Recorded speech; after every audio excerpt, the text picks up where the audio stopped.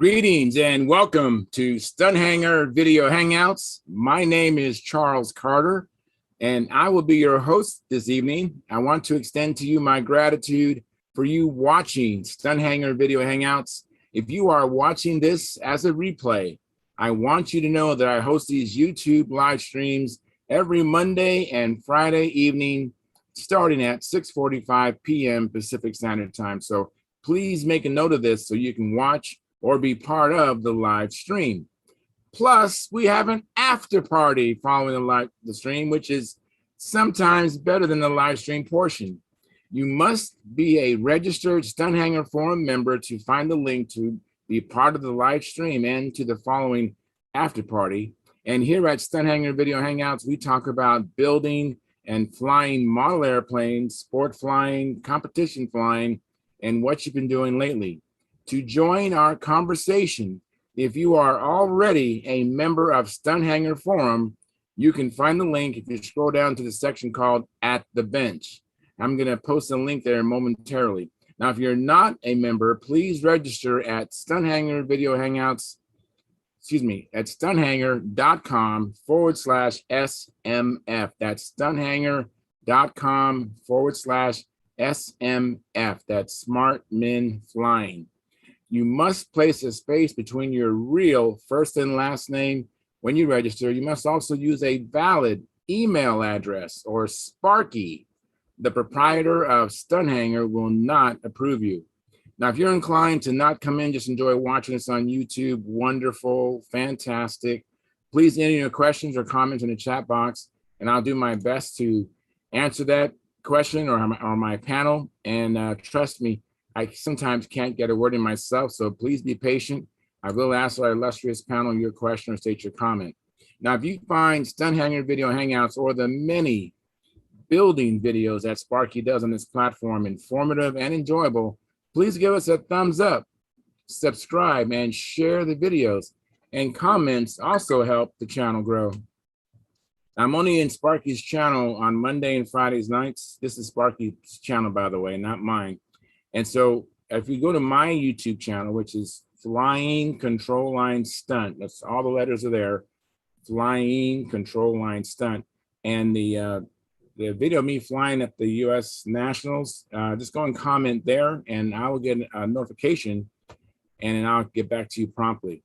Now, I want to also, I also want you to consider joining Sparky's YouTube channel memberships, which start at just $4.99 a month, which is less than 17 cents a day. Now, you're getting the experience of 55 years plus of building and flying. And that's a great value. Now, your support will help offset some of the expenses of running Stunthangar. And with your memberships, you'll get special badges I can see in the YouTube chat box. And Sparky can see that when he's doing his videos as well. And you get access to member-only videos, which you'll get unlimited replay of them. And that really helps out the channel. The subscriptions really help. And you can also use the super chat, which is located in the bottom of the chat box. Looks like a big dollar sign. And regarding the super chat, you only can do that during the live stream. So remember, every Monday and Friday evening, 6:45 p.m. Pacific Standard Time. Come on in then during that time and make a donation, please, and then come back if it's better for you to watch the replay at a more convenient time. I want to thank you for your past, your present, and future support. You are making it happen. And one last thing is, please keep the conversations family room friendly. In other words, please don't use words or do things you wouldn't do around your children or grandchildren. Now, without any further ado, I'm going to post a link at Stunthangar Forum now so that people can find this space to come in and join me. Let me close this here and let me post the link. Bear with me here. A few little things I got to do. Let me post the link. Okay, the link is posted now. So hopefully some new guests will come in and some old friends will show up, and we will have a fun time this evening. And let me turn my attention to to Sparky's YouTube channel. I'm going to go into the control panel and see what's going on there. Hope everybody had a good week. I went flying today with a couple of my friends. And let me see here. Okay, I don't want to switch. I want to do something else. So just bear with me again. It's just a formality of me going through this. There's no other. I'll be right with you. Hang on a second. Let's see here. YouTube Studio.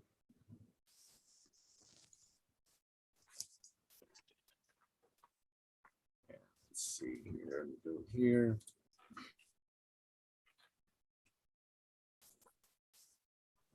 Right. So I look here and I see that we have 8 concurrent viewers.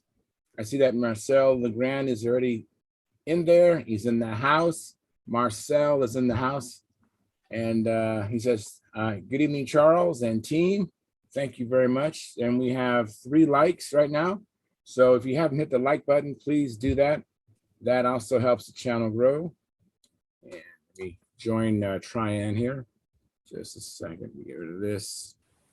Hey, Tryan, thanks for your patience. No problem. I'm here first. You're here first. Wow. I appreciate that. You know, I used to help out Rusty sometimes. I'll be doing other things. I could hear him. He's by himself. And I go, let me go in there and help him at least until someone else comes in. So I appreciate any of you who come in early. It does help, or else I'll have to do a dog and pony show to try to keep the show going until someone shows up. So what you been up to? Oh, not much. I mean, it's just I had a very busy week all around, at work, at home. Things are changing dynamically here. So new schools, new stuff. Everything is just new. Didn't have time to do much of anything other than I did manage to paint the red color on the plane. I'm going to put the white color tomorrow morning sometime. Oh, very cool. And inside the mold you're talking about? Inside the mold that you're talking about? Yeah, I don't have problems with putting the color in the mold. It's actually I can do it now. It's no more problem, right? The thing is to get my my proportional on mixing the epoxy correct. Mm-hmm. Mm-hmm. I mean, I've been doing epoxies for forever. I'm just used to two parts. I mean, Yeah. if I didn't know any better, I would probably just as a habit just mix the 2 components. But with the paints, you have a 3rd component. So you'll never do that again. That's for sure. Yeah, for sure. Yes, that's absolutely for sure. I'm not gonna go do the same mistake again. Yeah. Oh, I just and I've just developed some new detailed techniques. Just a slightly different techniques, right? Right. So for example, if you have a color, right, and you have some other color around it, right? Okay. What you want to do after you paint this color, you want to peel off all the edges of the color. Just peel them off. So nothing is touching that color. Because if you leave the tape over there and this color is drying up, if you peel off the edge, the edge is not gonna break, right? It's actually, as you peel it off, the paint comes with it too. So you have to do it when it's still wet, first of all, and you have to do all the edges that are around. So that's one of the mistakes I've done in the past. You learn, right? From before, when you do stuff for the first time, you always learn stuff. Right. So I had a piece of tape that would stay this on my trailing edge in a mold. If you look at it, it looks like this, right? Okay. Where the hinge is. So I have this shape in here, like my hand is, right? Okay. And on the flaps kind of goes like this, continuous, right? Right. And when you close on the other half, you have the hinge line, that allows the flaps to move, right? Okay. But what happens when I put the tape over here and I let the paint dry, when I peeled off this tape, all this edge that was here on a joint, right, was all chewed up and just beat up and stuff like that. Wow. So right now what I did is just I changed the strategy. I just put my paint here and then I put this tape here. But I put this tape here after I mask and I put the paper all around, right? But this is the last thing that I did. So the idea is that after I paint, this is the first thing that comes off. And I want it before I do the next color, I have to put another piece back here. So yeah, you have to plan it ahead just so carefully to make sure, hey, if I make this stencil, do I have that? Do I have that? What do I need to do to take the next step? And so you just kind of forecast everything step by step. Right. And it usually turns out nice. I mean, just the parts that were not cured, and I peeled them off the mold and I pulled them out. The paint came with the part, even though the epoxy was not cured completely. It was just a harder gel. But that tells me that, the process works. It's not sticking to the mold. I mean, it's all a step in the right direction, Right. So that was that. Let me say hi to everybody. Hey, Gary, thanks for coming in. And Mike Millard's in the house. Thank you so much for coming in, Mike. You're welcome. And, I have a question. Hey, Mike. See everybody. Doing well. I'm doing well. I'm excited to be here Friday night. It's been a long week for me as well. With 3 kids in high school. So I have a busy week and work and taking care of my wife. And just everything is it's busy. So I'm happy to be out here and hanging out with you guys and look forward to hopefully some show and tells and some fun information and just hang out. Yeah. I want to ask you a question, Tryon. So on these molds, can you put a color on top of a color? Yeah, of course. Okay. All right. But yeah, and it really doesn't matter how you overlap them or stuff like that. It really doesn't matter at all. The idea is that whatever you want to be on the top when the mold is finished, when you pull out the part, it goes in first. So Okay. usually you start with a base coat, right, on your paint, and then you put the striping and stuff like that, and put the clear. When you're doing a mold, it's a completely opposite. Right. So you put your first stripe color on, then the second color goes next, then the base color goes on, and you don't need the clear because the mold is shining. It's good to go. Very, very cool. Now, what I think some other people are doing is they prep the mold and put just a base color. For example, white, right? And when we mold the part, stuff like that, when they pull the part out, it has a white base coat, which is nice and shiny, all the good stuff. And after that, what they do, they just put some stripings, whatever. But that's additional. It's done after the molding process, which I think is wrong. But oh well, there are hundreds of ways of doing things, right? So they canceled the Georgia contest, which was supposed to be this weekend. Oh, too bad. They also canceled the Huntersville contest. Oh no. So the two contests that I used to go every year, that's like gone. Now one was due to the CD getting coming down with Yep. COVID, right? And then the other one was canceled due to what? I think some members got it. Oh, okay. All right. Yeah. So. Hopefully we'll have some other contests show up. I'm looking forward to the Las Vegas challenge. For those of you who don't know, we have Stephen McBride and his dad, Ruben McBride. They're hosting a contest out in Las Vegas, November 6th and 7th. So maybe if you can make it out there. I know flights to Vegas I hear are inexpensive. And so maybe consider coming out. There will be a few planes that can be shared. So you don't need to have a plane to compete there. And Mike Lonke is gonna take advantage of that, who's in here often. And even Dennis Adamison is coming out. So it'd be kind of neat if more people from Stunthangar video hangouts would go and we have like our own kind of contest. So that would be really a lot of fun. When is that? November 6th and 7th. November 6th and 7th. Okay. And like I'm taking my whole family. They're not going to come to the contest, but they'll be having fun. I have 3 teenagers in high school, and so my wife and my 3 kids will hopefully be doing their thing, and I'll be doing my thing out there. But I won't be flying all day long and all night long. So it'll be fun for me to join my family there in Las Vegas and have some fun. So that's what we're hoping to do. That's cool. I have a message from Mike Regal. He says, "Did you get your Strega worked out, Charles?" Yeah, Strega is coming along. I mean, the only thing which is a little bit, I've pretty much have put the Strega in at least 3 distinct different type of trim. I've tried different strategies. So this is just another reiteration of trim, and it's different.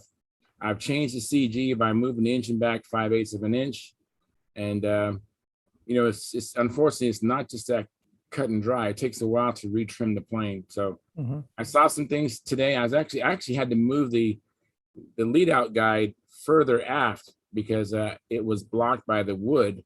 So I actually took off the wingtip last night and the inboard wingtip, cut it off, and actually cut a slot further back to allow the slider to go back further.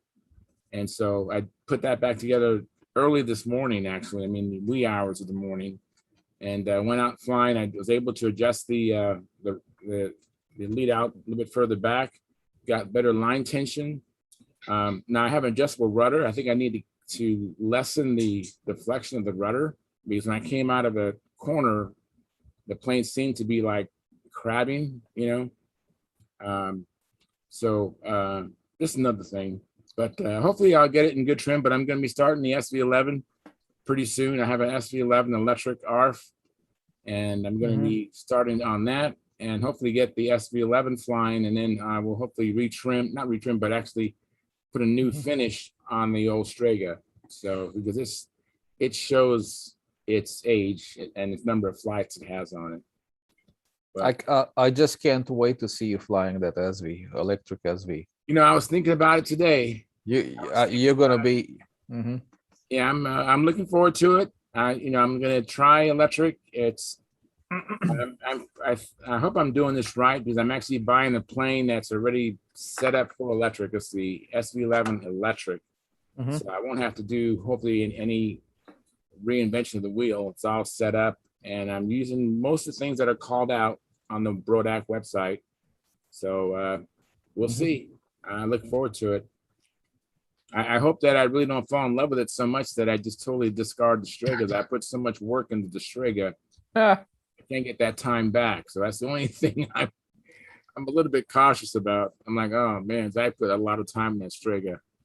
There's nothing wrong in in flying your better ship, the one that you enjoy more. I know. Just all Simple the as time, that. which could be valued as wasted. So, hey, Eddie, what's up with you? I see you just came in. Thanks for coming in, Eddie. Just chilling. All right. Very, very cool. Let's see here. I guess we're all caught up. So I just have Marcel Legrand and Mike Regal in the chat box. And we have 10 concurrent viewers right now. We have 5 likes. So please, if you haven't hit the like button, please do that. It helps the channel analytics, and that's kind of just one indication of the popularity of the show, and we can get the likes up. Hopefully this show will become a recommended view when you go to your home feed on YouTube. This thing will hopefully be shown there on the right side. And so please hit the like button, and that'll really help us out. You have a very nice picture there, Charles. Of me? Yeah. Oh, thank you. No, the video quality is very good. Thank you very much. Yeah, it's I bought this it's a Logitech camera, and I have I bought the laptop about a year ago, so all that probably helps. And maybe I just have a really good signal right now. I mean, it does say excellent connection, so that might have a lot to do with it. Yep. So that is thank you very much. So has anybody done any flying, or you guys plan on doing flying this weekend? Nope. I know. I might go out and fly the Prowler just for the fun of it. That'd be good. Yeah, I usually don't fly on weekends. I fly at excuse me, I fly at a public park, and during the week in the mornings, no one is there. I mean, and part of the park is the athletic fields. So all the pedestrians, all the walkers and runners and family and people walking their dogs, they're on another side of the park. And literally it was just myself and Carl and Joe's son today. And we didn't see anybody else on the athletic fields. I mean, I'm talking about, soccer field and like 3 baseball diamonds. It was just us 4 out there. That was it. But on weekends, it's going to be totally different. I mean, it's going to be crazy, so I don't do hardly any flying on weekends unless I'm preparing for a contest. So I'm probably not going to fly again till maybe Monday or sometime early next week, and I'll try to get a couple days in next week. So that's kind of how I do it. And everybody has their own different situation, but mine's at a public park, and it's nice when there's no one else there, because they don't realize that the plane is connected to wires. They're thinking it's RC, and it could be problematic. Well, stupid is stupid does. Oh my goodness, I've had people walk up on me when I'm flying my plane, and I'm like, I'm trying to fly my plane, and they're right next to me. I'm like, I had one kid roll up on me, and I was like, I didn't even notice him. That scared me. I'm like, oh my God, where is his parent? It was a small kid, like 4 or 5 years old. I'm like, I'm flying around going, where's the parents? Couldn't believe it. Yeah, so it's, unless I have someone with me who can help me, and I put out safety cones around, so I have a defensible space, and but I just feel more comfortable during the week because of what I said, I had something like that happening to me. I was flying on the soccer field, right? And this guy just took a walk right through the circle. so guy is here, I'm here, the plane is over there. The lines came around, boom, it hit the guy with the lines, right? Oh no. They tore apart from the bell crank, right? Oh, wow. And the plane went just straight and level right into the ground. Whammo. And the guy, I'm sorry. What are you, stupid? Wow. Yeah. That could kill you. How can you walk like this? The thing could kill you. That's exactly why. Are you a moron? It's hard when you're by yourself. So when you're by yourself, you're occupied with your airplane. Yeah. It's nice to have a stooge and fly by yourself, but that's the downside is just take care of traffic when you're flying. Yeah. If you remember the last video I showed you, and when I was doing the FPV flying, first person viewer, that was a guy was just exactly like I recognized the same pattern, right? The guy was just kicking his ball, casually walking towards my circle. And I said, please. They don't realize it's a tethered aircraft. And that's when I told him, don't walk into the circle. And that's why I put out cones all the way around. But some people just ignore cones too. So, all you can do is the best you can. And like you said, stupid does what stupid does. Yeah. Go ahead. Yeah, I've been watching that video, I have been watching it more closely, see if I can learn something from it, right? Right, of course. And I was just trying to really look at the little details, right? For example, little cloud formation. When I was flying an overhead, the overhead 8, I could see like a little puff of cloud, and I knew I climbed right on one side of it, right? Right. And as I was following the plane coming in, I could see just going spot on right in the same spot. Boom. I was hitting it real good. Oh, good. Yeah, So I see Howard is using the videos that he's doing to coach himself too, with that tracing software. Oh, yeah, that's something I really want to do. Yeah, I need to do that too. I just haven't done any patterns lately. Did you see the videos that were posted on YouTube with that? Yeah, I've seen about 3 or 4 videos with those tracing. It's pretty enlightening. You can see, how how difficult it is to make round circles or have even the loops on the 8 and be exactly one on top of another, but it could be just shifted just slightly, you know. And yeah, it's yeah. Control Line Flyers is posting it. If you go on YouTube and you type in Control Line Flyers, 3 words, and that's his channel. And it's actually the I'm not sure what the name of the guy is. It's he's from New York, and he did it on this contest as well. And I was watching some of those flights, you know, and I was like, it's rare. I mean, it's very, very rare when you see a maneuver just being spot on. And if that's the case, it's usually just the inside loops or something like that. And the rest are just all over the place. I mean, even from the top flyers, right? But what I've noticed that the top flyers are very, very good at is that they're very consistent, either in their mistakes or their good stuff, right?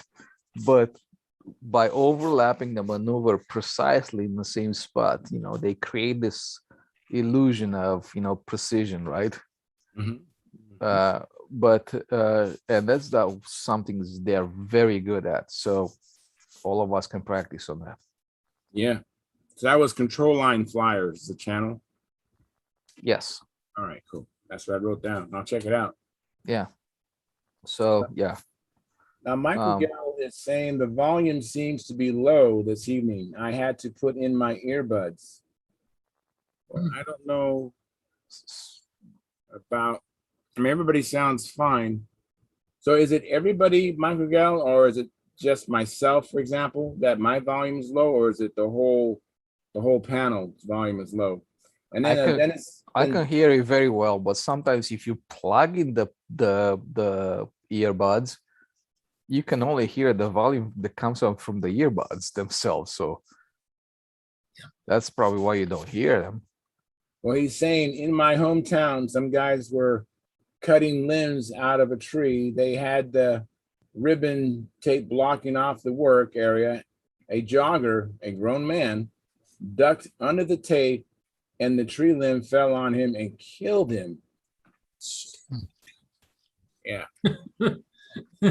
Out there in the There's audience. some real winners out there, isn't there? Yeah, out there in the audience, if you see safety tape saying caution, it's for a reason.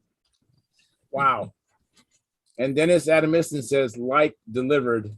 So thank you for the like. So I hope that you come in tonight, Dennis.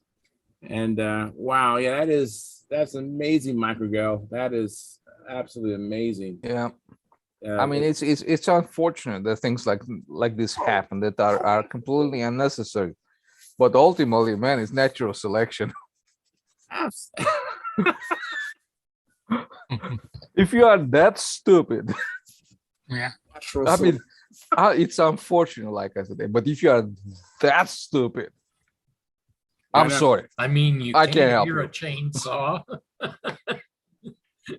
Yeah, it's funny. Well, Joe Mata, thank you, Joe. He was out there with me today. He says the volume is fine. So, Michael Gill, I don't know what. Unplug the earbuds. You have better sounds. And that's like, anyways, that's what it is. But yeah, that's sad to hear someone losing their life over just ignoring something that's for their benefit. Yeah, what was that? Was it the Bloody Awards or something like that? Was it called the Bloody Awards? In which they give you the award for the stupidest way to die? I'm not familiar with that. Wow. I have something like that, like I'm not sure if it's official or unofficial, but they're giving something like that for the stupidest way to die. Wow. And this guy just strapped a rocket on his car, trying to prove like how easy it is to go fast, right? And that just sounds dangerous. And of course, they didn't. So much Roadrunner Coyote. Yeah, no kidding. Yeah. So let's try to stay on model aviation. T-Bone, what's up, Tom Luciano? He's here. Sound is perfect. Thank you, Tom. Video that Tryon is talking about from Flushing, New York contest. All right, cool. Mm-hmm. Yep. Pretty good, Tom. Thank you very much for coming in. I know exactly where they are if you want to watch some of them, or you're just curious to see how they look like. Yeah, let's do that because Yeah. hopefully we'll get some more people in and get some show and tells, or we'll talk more about model aviation. But yeah, I have Tom Luciano. I have Tom Luciano's flight. all right. George Waters. We have Andre. That's the name of the guy. It's Andrea, by the way. Okay, here's Howard Rush coming in. I have Bob Hunt flight here. Oh, that'd be fun to watch. Okay. What else? I mean, we have Joe Daly. Oh, wow. Hey, we can watch Joe Daly, Bob Hunt. That'd be cool. Yeah, let's see Bob Hunt. Want to see Bob Hunt? Yeah, I hardly All ever right, give me a second. Let me cue it in. hardly ever see his flights. And it's not that I avoid him, I just don't come across him. Mhm. I saw the one at the Nats, but that wasn't a good flight because the battery stopped, remember? I mean, Oh, I see. now. So I haven't seen like a really good flight. Oh, here you go. All right. I'm hitting share here. You guys see it? Yeah, now I I'm see gonna it. make it big so you can see it. Oh, And so what happens here, this is an imaginary, you can see the 45-degree circle and all of these lines that you see, the blue, white and stuff like that. I'm not sure how clear it comes. Can you guys see clear? I see the colors. that's good. I see the hemisphere. Okay, perfect. And what's totally cool is that they managed to overimpose the actual maneuver, the perfect maneuver definition.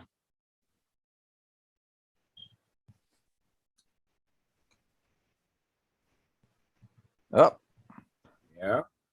and you can see like he X'd it a little bit over there, Mm-hmm. and it's totally cool. Oh wow, I have not seen this version where it has the Yeah.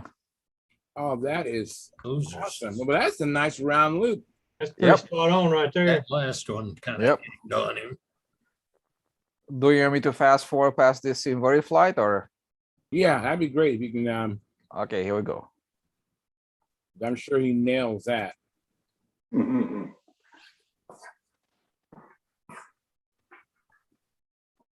Just So he's pretty consistent about them. but just Yeah. slightly walking a little bit. Pushed a little wide in a couple places, but otherwise great. Yeah. I mean, it's kind of hard to be perfect. But here is where it all falls apart.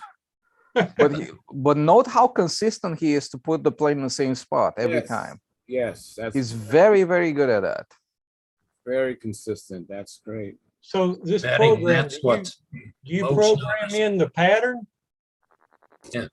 Yeah, the pattern is already programmed in, and you can recall these maneuvers, which are the perfect maneuvers, and compare them to what you actually do. Huh.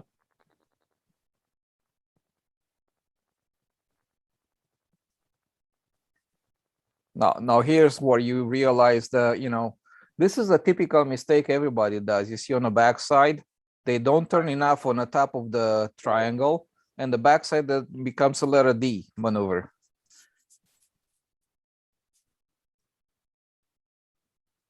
Yeah, very consistent. This is like instant replay. Those intersections were missed quite a bit. Real Yeah, on the very life, end, yeah. you can see that and not really notice it as much as you do on the video replays. Yeah. You're always gonna get this on if you do rhythm type. You see how far is the intersections from here to here? Yeah. Almost half of that square loop itself, and it also shows like how much smaller they are.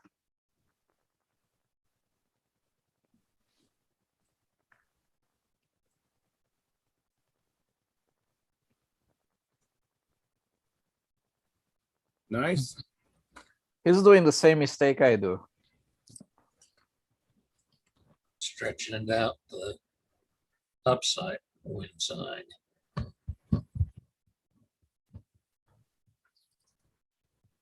Yeah, and the funny thing is, like, most people, like, this is the best hourglass I've seen so far, but most people, you can't even distinguish between an hourglass and a vertical 8. Vertical 8, yes, I know. Yeah, they look the same.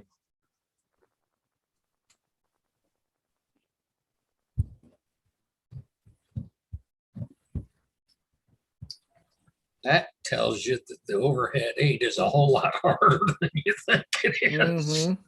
Yep. And that's a hard maneuver to even judge. I mean, you're saying it's hard to do, but yeah, it's even hard to judge too. But you really Look how low the entry it's on the 4-leaf. yeah.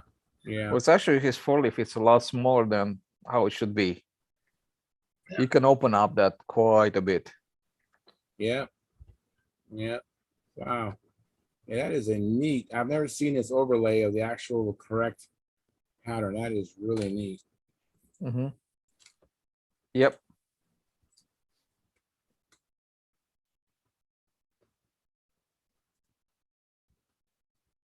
Yep, that's that.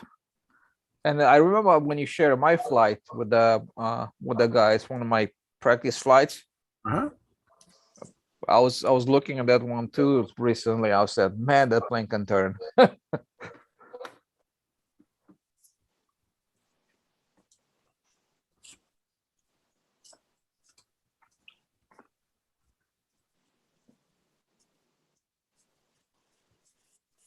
right.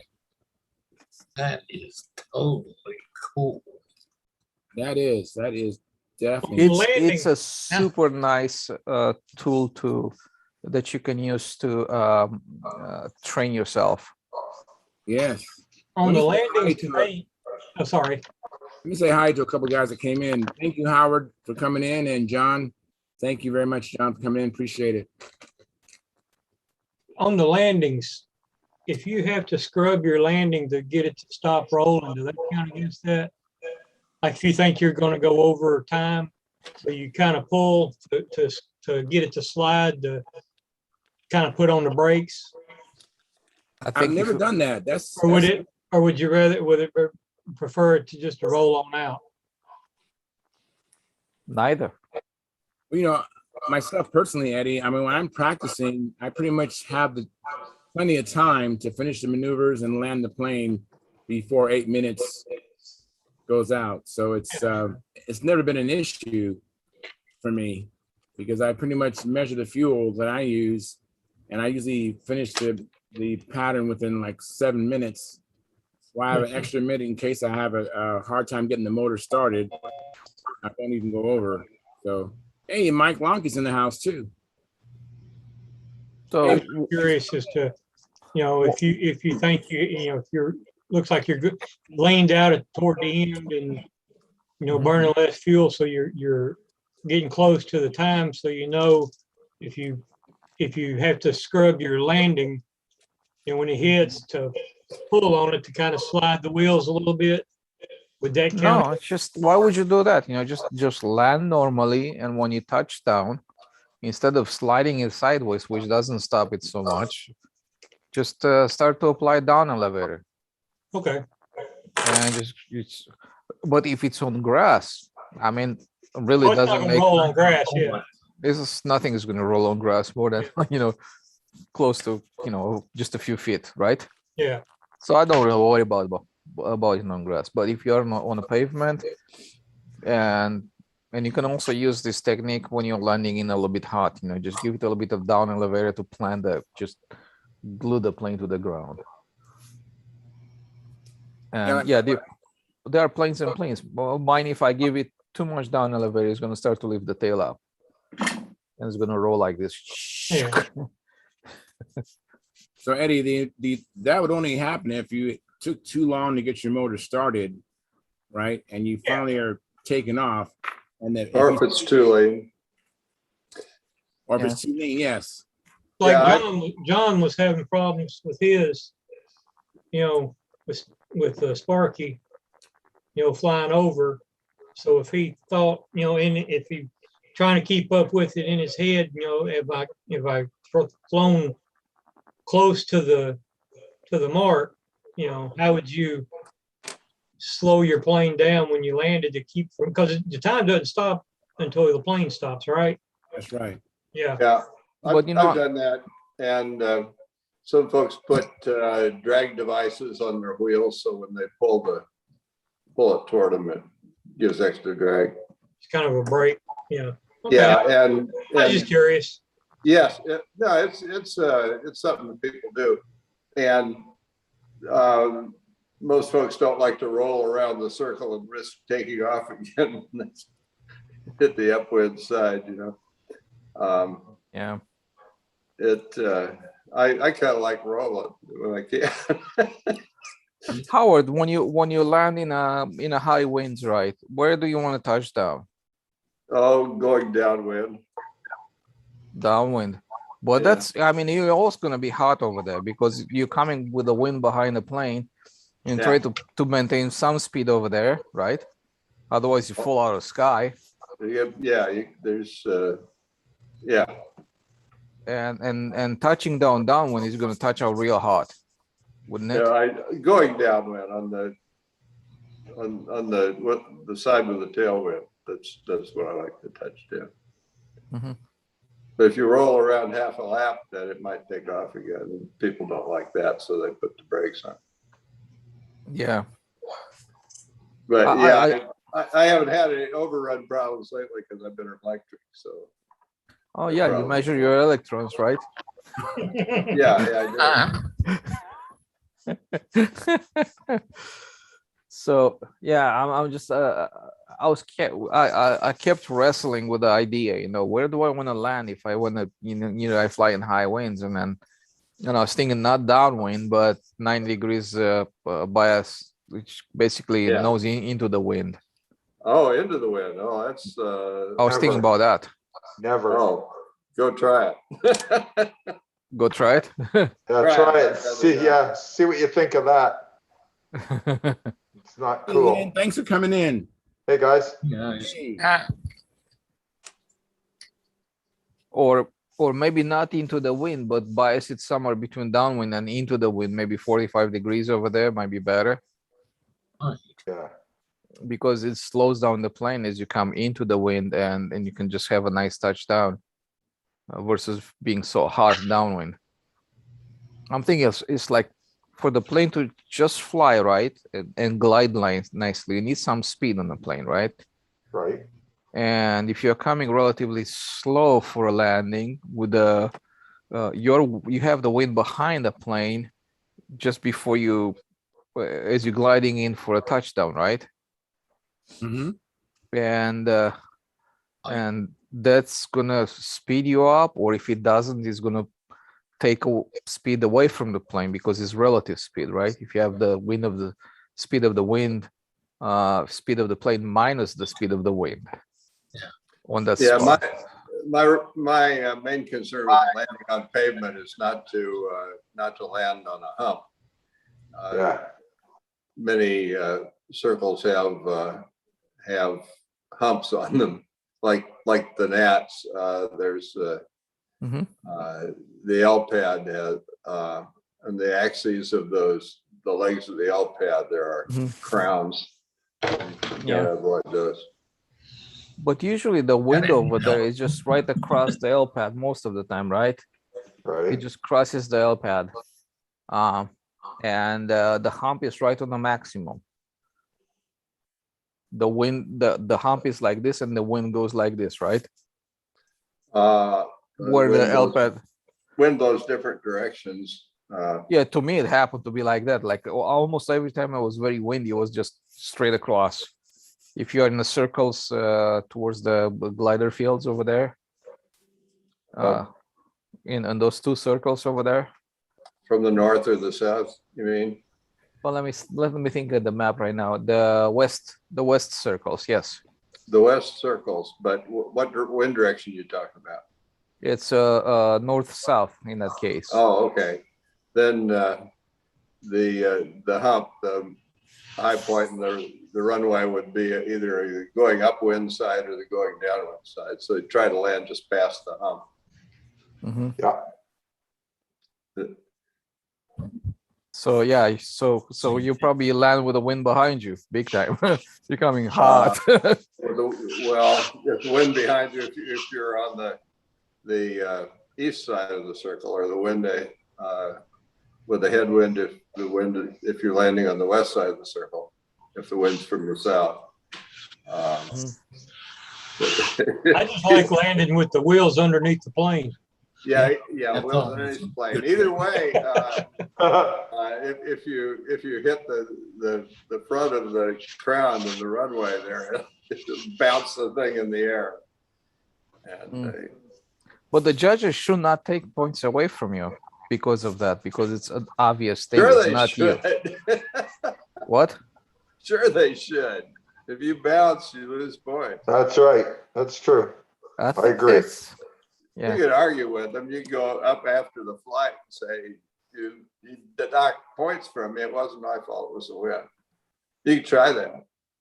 No, Good I would not say it's the wind. It's the runway itself. It's the quality. Oh, of the runway. runway. Okay, yeah, you could use that as an excuse too. But yeah, go up to the judge after the flight and say, the runway got me, and you shouldn't have deduct those points from my 2 bounces there. Yeah. See where that leads. Yeah. Oh my goodness. Hey, Denny, thanks. Hey, for being Dan. here. Hi, guys. Hey, Dennis. Hey, Dennis. Sorry I'm late. So Not that late. Hey guys, Jack Snavely says hello all. Hello, Jack. Hello. I was always confused about the judging on the landing. Okay, what do they want to see? They want to see a constant descent slope where it comes to on the same line, right? Or does it, or it just matters where you touch down? Because you can come in hot and kind of like this, right? Or you can come on a constant slope. Nice to say. I think the thing that works best is try to hold pitch attitude Yeah. constant, and then of course not bounce when you touch down. I agree. What do you mean pitch attitude? Just hold the The plane in one orientation of the position. airplane. And, Yeah. Fly the plane straight. Mhm. Well, not so much the path. Well, there's a couple things there. The flight path. Don't worry about the flight path. Just to hold the airplane so that it's pointed in the same direction. So you don't want the plane to change. Yeah, Yeah. you don't want. Yeah, you That's don't want it not- to, no bouncing on the approach. Smooth. I try to fly the plane straight when the engine stops. I don't try to go up and down at all. I fly straight and let the plane bleed off speed so that it descends gradually, but it looks like it's still flying straight all the way in. And it just slowly, gradually descends to the ground. And then just at the last second, I flare it just a little bit. That's what I do. Okay. So in other words, the judges don't see any porpoising at all as you bring it in. None. If it's done right. Yeah, you never want to have the plane go up. That's for sure. That's right. Yeah, down, no up. Exactly. Either level or down, but never up. I see that. But for me, I find to make it the most gradual so it's not noticeable, the best is to keep flying the plane level. Just keep the plane flying in a straight attitude and it will descend because it has no power. It'll descend by itself.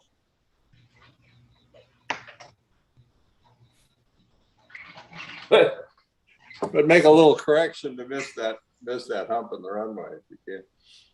Yeah. If you can. Okay, then. So let me share this and you tell me. Boom. And Looks good to where me. is it?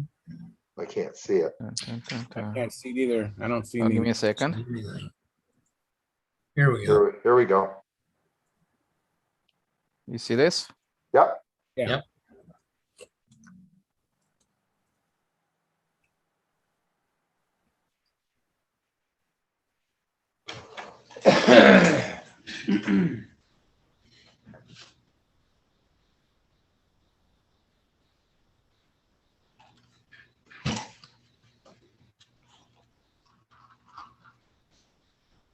Look good to me. I saw a little Sounds variation, a little slight variation. I saw. Yeah, I was extending the very bottom of it to get to the toolbox. Okay. Yeah, that's dandy. Yeah. I was and I descended a little bit fast here because I was hunting here for that toolbox. See, toolbox is 180 degrees right now, so I'm descending a little bit faster than I like, and right here I'm extending it a little bit. Yeah, just a little bit of movement there at the end. Yeah, I did it on purpose because I want to stop by the toolbox. Yeah, no, that's okay. That's cool. Yeah, I could have touched down there just fine. Yeah. Those, yeah. But if you were at a contest, you wouldn't have been worried where the toolbox is. Oh, there hell no. wouldn't have been- there would have been no movement whatsoever. You would have just kept it nice and level and straight. Yeah. That's good. Yeah, it was good. Cool. Now, Tryon, did that plane land the same way on asphalt or as well as that grass? I saw you land on grass, but how did it land on asphalt or a hard surface? I don't have an issue with it on the hard surface at all. The only issue I have is I think I'm coming in a little bit hot with it because it likes to glide forever. I mean, it's just gonna keep on going. What you saw over here, I was a little bit high, so I had to push it down a little bit fast so I can level off, right? Right. And stop and touch down just before I get to the toolbox. So that was my and anyways, yeah. Yeah, it was pretty good, another thing that I'm doing wrong on my maneuvers is the vertical 8 intersection of vertical 8, because I'm doing my first loop and okay, I'm gonna stop the share here. You guys done with it, right? Yeah. So what I do in my if you think about this is the intersection where is the top of the 8, right? Right. The middle of the 8. Yeah. My first loop is fine, right? But as I come on the top here, I come underneath it. Oh, wow. Me too. I come here underneath it, and I'm coming back here, and then I'm going underneath it again. And that's something I have to be more aware of it. Yeah, that program makes you aware of it. Yeah. Yeah. So I'm trying to change my my style right now. Just I'm changing to visualizing more in the maneuver than and I'm just I'm constantly thinking how to do that, because you can't just do it anyway. You have to do something that works for you. And for me, what by work for me right now is use the 2 laps before the maneuver to calibrate my maneuver and kind of visualize it on the background, right? And if the maneuver is right here in front of me, right?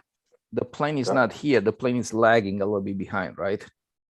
So this shape of the maneuver, let's say it's a square, it is kind of it walks with me, right? Until I'm ready to make the maneuver, and then the maneuver stops. And then the plane comes in and I'm putting it on the visualized shape per se. But I'm just trying to train myself for that more and more and try to get a little bit more consistency. And even I was kind of fooling around in this video over here, I was trying to look at little details on the sky, anything that I could grab on to see if I put my maneuvers in the same spot. And I think I'm pretty close now. I think I'm pretty close. And okay, so that's that. You have to work at everything. Look at details when you get Oh, absolutely. Yeah. somewhere. I'm even thinking like, what do I need to look in my wing over? You know, so obviously when I look in I do my wing over, I'm looking at my target. Where do I want to climb? Right. I have my target on the ground. So before I even do a wing over, I pick up some kind of reference on the ground. If you're in contest, obviously, probably pick one of the judges, right? Good idea. Hopefully they're upwind, right? So Yeah. so when I come, I just look at the judge and I fly up, boom, Hit it right there. Yeah, exactly. and hit it right there. But as I soon as agree. I go up, I was thinking like, what do I want to do now? I don't want to have my eyes on the plane, because if I have my eyes on the plane, tracking the plane, as it comes down on the other side, you're not aware of your pullout spot, right? As you come down, like, oh shit, the ground is here. It's like, oh, no, I have to avoid the ground, right? I could tell you my my wing over story, my wing over starting story. Uh-huh. My first maneuver flying in a stunt world championships. Wow. I messed up very badly. I did my first wing over. So I saw the judges and went up, came down, and was flying upside down. And I saw the Russian judge who stood out because he had a distinctive hat. Oh shit, there's the judge. And so I went back up the other direction, not noticing that the Russian judge was like 60 degrees away from the other judges. Oh my goodness. Oh man. So that was my debut at the World Championships flying stunt. And it was downhill from there. There was somebody in the at the Georgia contest that did the same exact thing. Oh, Mark Waldron. Yeah, he did it. He did something the same. He pulls up on the judges the first time, he comes around, and there was another two guys over there. And pull up Oh, on yeah, the second time around. Yeah, I've done Right. that. And it goes like, contests, snap. I I guess when before you take your flight, you want to ask the judges, please Stay don't put. or you know, well, this one guy, one time he looked like a judge. He was kind of a judge impersonator. He had the same attitude, you know, the judge would have looking. Yeah. He didn't have a clipboard, but I went back up on the way over regardless. Oh man. Yeah. I did something like that at Brodex a number of years ago. It was my first flight in CLPA on Friday, and I was a little bit wound up about it. Took off, had a nice takeoff, and I'm flying level, and I'm coming around, and I'm getting ready to pull for the wing over. I pulled opposite the judges instead of at the judges. So I flew toward them instead of away from them. It totally screwed me up. I totally blew the wing over. And the pattern went downhill from there because I just lost it after that. Like I was mentally shot after that. Oh yeah. Yeah, you're lucky your airplane wasn't shot after. Yeah, exactly. Well, it wasn't windy, luckily, but it just totally screwed me over. I was so mixed up for the next couple of laps that the whole pattern just went right in the tank. It was just like, oh my God, just forget it. I was judging at Brodak in intermediate.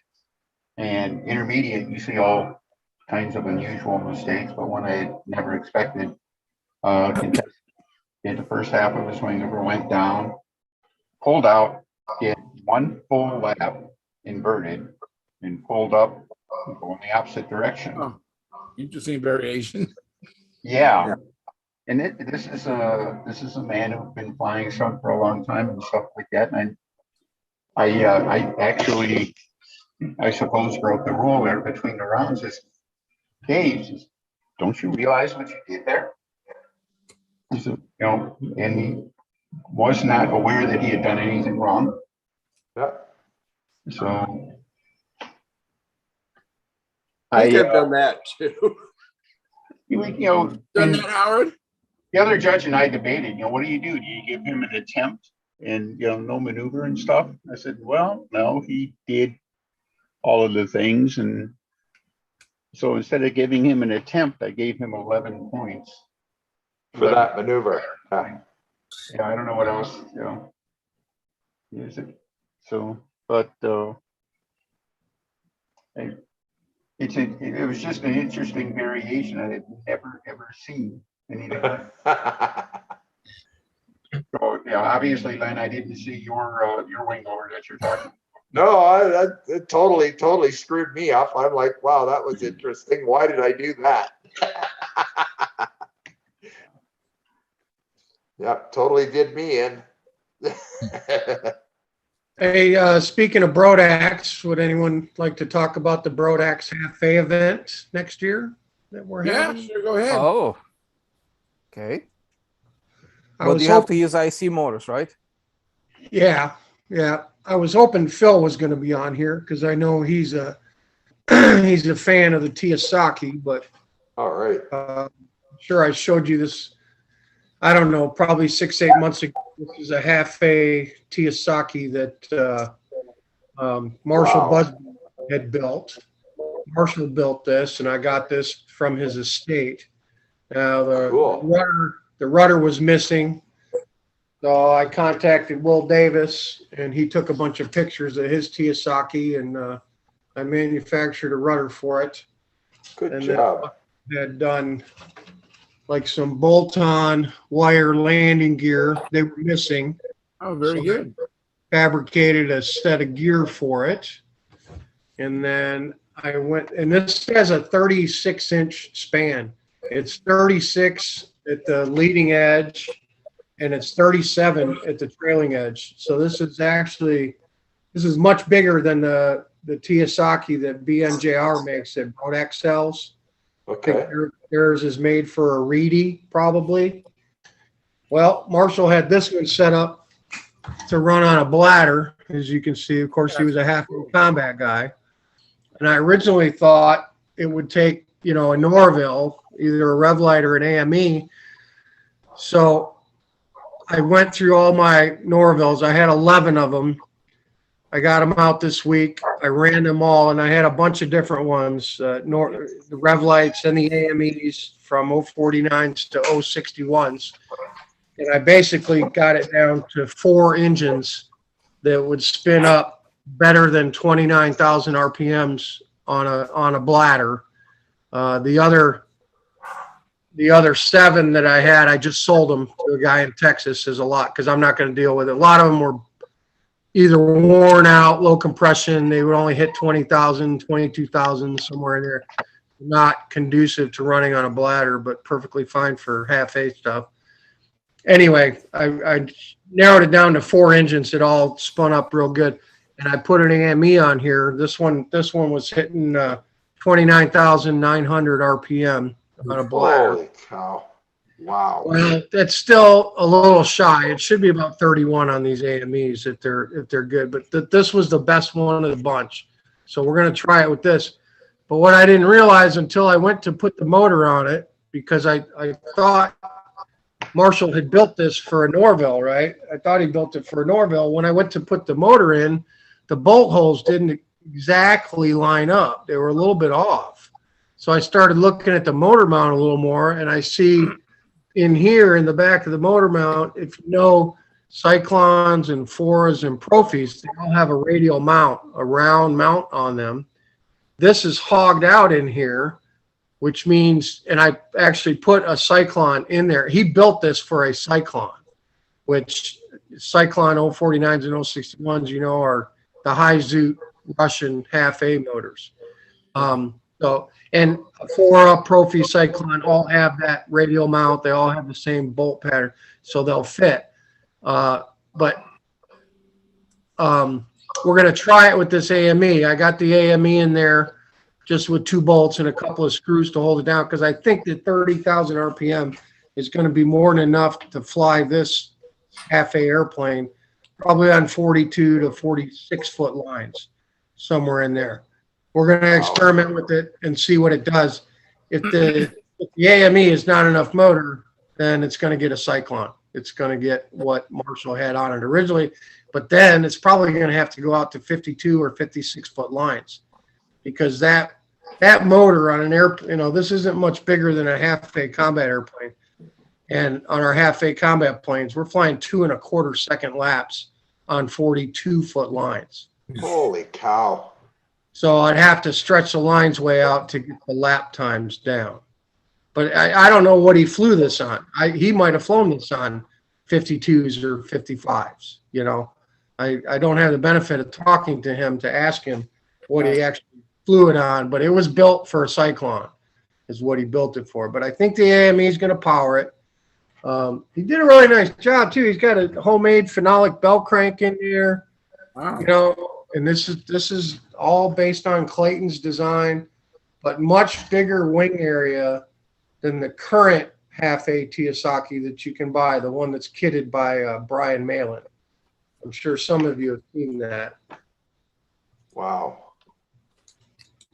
But since Brodak's half-A is on, this is what Sam's going to fly. I've got my other foam wing thing creation that I made last year. I'm going to be working on that and fixing that up. Now, Sam won't get appearance points for this, but he can fly it. You don't have to build it to fly it, but if you did build it, per the Brodak rules, you do get appearance points for the model. But Okay. anyway, I was hoping Phil was going to be on because I know he's a Kiyosaki fan, and I remember showing him this when I first got it.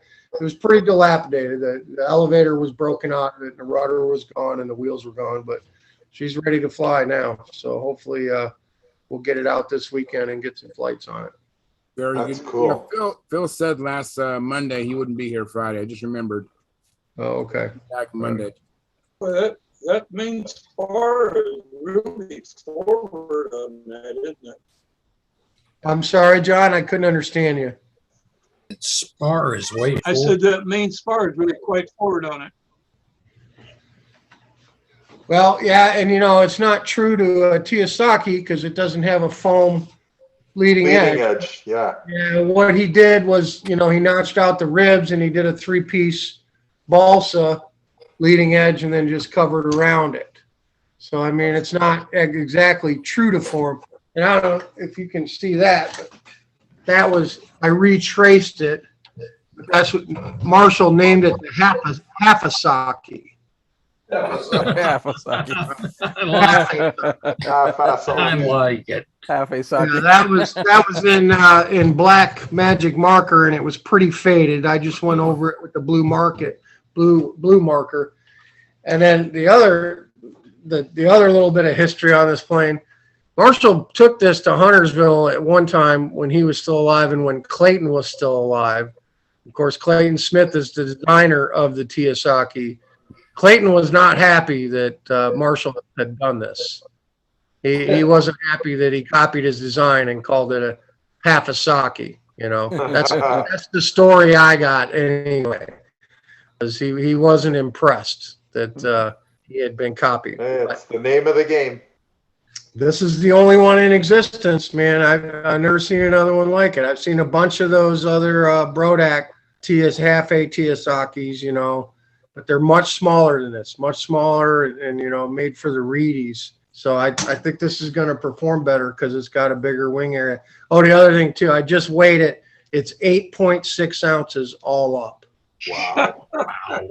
Wow. That's That is impressive. huge light. 8.6. How much hydrogen gas he got in the wing? He must have helium or something in there. I don't know, man. I don't know. It's covered with the standard Russian half-mil film. I know that for sure. It's the half-mil combat film that the Russians use. But yeah, pretty cool to have this from Marshall, and I think he did a pretty good job as a faithful reproduction to the Kiyosaki in a half-A version. I'm excited. Go ahead, Lynn. It's the 29 or 30,000 RPMs that blows my mind. Well, if it'll fly on this motor, I'd see that might be a good thing. If it can fly on this AME, it might be able to fly on 42 or 45 foot lines. Exactly, for sure. If this motor won't carry the airframe, yeah, then it's going to have a Cyclone or a 4 or a Profi. Yeah, exactly. Then it would most certainly have to have the line length let out. Yeah, longer. Yeah, for Because sure. you can't you can't do anything with the engine set. The engine has to run where it's got to run. Yeah, exactly. With those high performance engines, they're not going to run at 24. That's right. No, they're going to run 34, 35 where they want to run. So hopefully our testing is successful and this AME works, and then it can be short line. But if not, we just run it faster with longer lines. You know. Cool. Mike. Yeah, Mike, cool. you show the fuel tank compartment. That is really amazing. I wonder how he made that. Well, it's not a full round bladder tube. So normally, Charles, for a bladder tube, we use the light bulb covers for fluorescent lights that you can buy at Home Depot. They're the little slip-on plastic covers, and they come 1.5 inches and like 1 3/4 inches. Typically, that's what we make a bladder tube out of for a combat plane. You can either put some EPP foam on both sides or a balsa plug or something like that, and then drop it right in the wing. This is just wrapped around itself. It's a U. So it's a piece of plastic that's glued on the top and it's glued on the bottom. Yeah. It's glued to the fuselage, to the profile fuselage in a U shape. But then he did make an angled plug that fits perfectly on the front. He angled that plug, and I know why he did that. So it wasn't a big flat plug just facing the airstream and slowing the airplane down. And then he put one on the back as well that's perfectly shaped to the U of the plastic. And you probably can't see it, but there's 3 pieces of that glass tape, that fiberglass tape. Yeah. That's thin cool. stripes of that fiberglass tape around it. So it's kind of just molded and glued onto the fuse. I did have to re-glue it because it was kind of peeling up a little bit. I thought if it really started popping up bad, I could just put a couple of servo screws in there to tamp it down. But yeah, it's pretty. I mean, look, he angled the front of that plastic and put that plug in there to keep it all nice. So great job. Very nicely done. the craftsmanship on it is incredible, man. I mean, and that looks like just a little mini Tom Morris phenolic bell crank in there, which I'm sure that Marshall made. I know it's blurry; you can't see it through the. I see it. Looks good. You know, he put lightning holes in there, and I don't know. It's a pretty cool build. I hope it flies well. I hope it flies should. well. There's no reason Mike, why it shouldn't fly well. It should fly real well. And it doesn't have much deflection either. I mean, if that's the elevator. Won't need it. You won't need much. No, it'll be fine. That's what I was thinking. Yeah, you won't need it. No. Mike, can't you adjust the speed of the plane by just changing it to a lower pitch prop? Well, not really, because there's not that many options available for those types of engines. Okay. Okay. Most of the Russian glass props, they're already a 2 or a 3 pitch triad. I mean, it's not like I got a 6 pitch prop on there. Most of the high performance half-A props are already a 2 or a 3. As a matter of fact, I don't even think they make 4 pitch glass props. They're either 2 or 3 pitch. So you can get away with a 2 pitch and run a longer prop. You know, let's just say it's 5.5 inches. If you run the 3 pitch prop, you go down to like 4 3/4 inches for half-A combat anyway. I don't know what the speed guys are doing with that stuff, but typically they're not. You can't get less than a 2. You know, I mean, all you can do is cut it down and go smaller to get less lap time speed. But at some point, you're going to hit the point where the airframe's not going to fly. You could repitch them. Yeah, I'd rather just lengthen the lines if it's too fast. Because the airplane I flew at Brodax for half-A, the last time they had it in 2019, I did it wasn't a built-up wing. I did a foam wing thing. I don't know if you remember seeing it, but it was a 48-inch span, half A combat wing with a Profi on it. Mhm. Very similar in design to this, but a foam wing. Mhm. And I tried to fly that thing on 42s, then 48s, then 52s. And I ended up flying that on 56-foot lines in the contest. Jesus, Murphy. Oh, I didn't On a realize half A that. airplane. On a half A plane. Crazy. But it has a 48-inch wingspan. Yeah, on it's it. like a twister. Yeah, because it's like a twister size. But with a half A Profi 049, but that engine wants to run at Unbelievable. 35,000 Yeah, RPM. exactly. Even though it was a Wow. honking big airplane, and I'll show Yeah. you later the other one I'm working. It's broken right now. I got to fix it, and it's not the one I flew at Brodax. It's a different design that I came up with for that. But we had this long discussion with Bob Hunt one night about build the biggest thing you can build with the most wing area you can build with the most powerful half A engine you can build. Yeah. And a low pitch prop because the motor has to spin. They got to spin up at 35 or they're not happy. You can't richen them up they've got to run that speed. So you can't slow it down by changing the prop. You can't slow it down by richening the motor. You give the airplane all the power it can have. And the only thing you can do to slow it down is lengthen your lines. And as long as it'll still stay out there on the lines, who gives a shit? Sorry, Charles. Who cares if you're flying on 56 lines with a half A?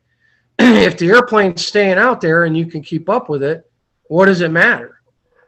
I mean, that's my way of thinking on that. The one I built actually flies like a 15-sized airplane. To be honest with you, forget that it's half A and forget about the size of the plane. You get it on the long enough lines, it still has the power to get through the maneuvers, stay out on the lines, and then you get down to your 5-second lap times. Yeah, exactly. Because you can't modify anything with prop pitch or richening the engine up. You can't do it in half A. So that was my whole approach to the half A. You know, Yeah, they got to run where they're comfortable. exactly. I don't know, Dennis, what's your thoughts on that? Denny, who was that one guy that was flying a half A stunner on 50-foot lines there? I haven't heard him say anything. He hasn't said anything Yeah. yet. I mean, that's, Oh, it's got to go fast. The best way to avoid is to put it on long lines. So, 70 foot. yeah, why not? No, this Rich Porter. That's it. That's the guy. That's what I was thinking of. What was the name of his plane? Ridiculous, I think. Do you remember the name? I think it was ridiculous. There's one for you to look up. Yeah. There's one for you to look up, Mike. Okay. Put on 65, 70-foot lines, half A. Okay. I mean, The secret was the 5-inch bell crank. well, that's the other thing. I only had a 3-inch bell crank in my last iteration. I'm going to put a 4-inch bell crank in the one I'm going to be working on here in a little bit. But Howard, did any of that kind of make sense? What I was saying, just as much power as a half A can have, and just let the engine wind up and let the airframe do what it needs to do, but lengthen the lines. I don't know. It's not my not my thing, but sure, why not? Sure, why not? More power. I mean, I figure you're a bladder guy, man. I figure you'd be all jazzed up about running a bladder. And my first attempt at this at the Brodax flying, I ended up taking 4th place, and I really didn't get to prove the concept out before the contest. I got to fly the airplane maybe 6 or 7 times at Brodax that week. Was when I was doing my test flights, and so I didn't really have a whole bunch of time and energy in proof of concept and figuring it out. But I think I learned enough that week while I was there that I can really get this dialed in before next year. Hence, working on the Brodax half A stuff in September of 2021, not waiting till June of 22, a week before the contest. Yeah, good idea. Hey, John Miller, your internet connection, I think, might be poor. Yeah, it's gone for You the might tank. need to power cycle your router and come back in, maybe. I've tried it, Charles. I've got something going on with my computer. It really slowed down. I probably should just back off and do a complete scan on it. I think I got some beastie in the computer messing me up. Guys, I'm beat up. I'm gonna go say goodnight. Yeah. Hey, good night. Hey, Good night, Tryon. Brian. Thanks. Yeah, I'll just say good night. Take care, guys. All right. Yeah. Take care. Take I'll care, just John, say too. good night myself, Charles. All right. Thank Find you, out John, what's for coming in. going I appreciate it. And Peter, thanks for coming in, Peter. What are you working on, Peter? Being nosy. Ooh, all right. The stabbing elevator for the Saginaw. Okay. All right. Very cool. So, what's going on with the Pathfinder LE? Pathfinder is sitting on the shelf, waiting for the incentive to start working on that. But like I said a while back, I don't believe the Pathfinder would be anywhere near shape or form for the King Orange. So this one will be ready for the King Orange. So I'm going to finish this one up so I have something to fly. All right.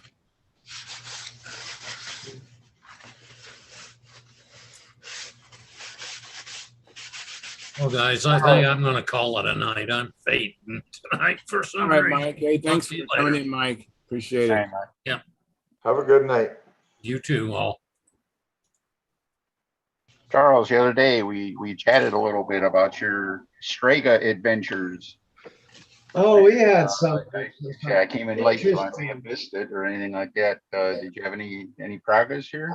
You know, I had to cut off the wingtip, the inboard wingtip, to get the slider to go back because it was at its limit. And when I cut off the wingtip, I saw I had at least another inch of travel that the slider could do. So I opened up the wingtip box to allow the slider to go back further. So I only flew 2 flights today. I took it out as it was, and then I flew it, and I moved the lead outs back a little bit, and the line tension got much better. But when I was coming out of a corner or finishing the corner, it just seemed like the plane was kind of, I don't know what the word is. Mushy? No, it's kind of crabbing. It felt like I was crabbing the corner, you know. And now I have a rudder that's adjustable, so I was thinking about the rudder back in a little bit and lessen the deflection. Was kind of my first. I like the feel, so I don't really want to abandon where the lead outs are at, and that's kind of where I'm at. Use the Walker trim chart. Yeah. Go on flying lines.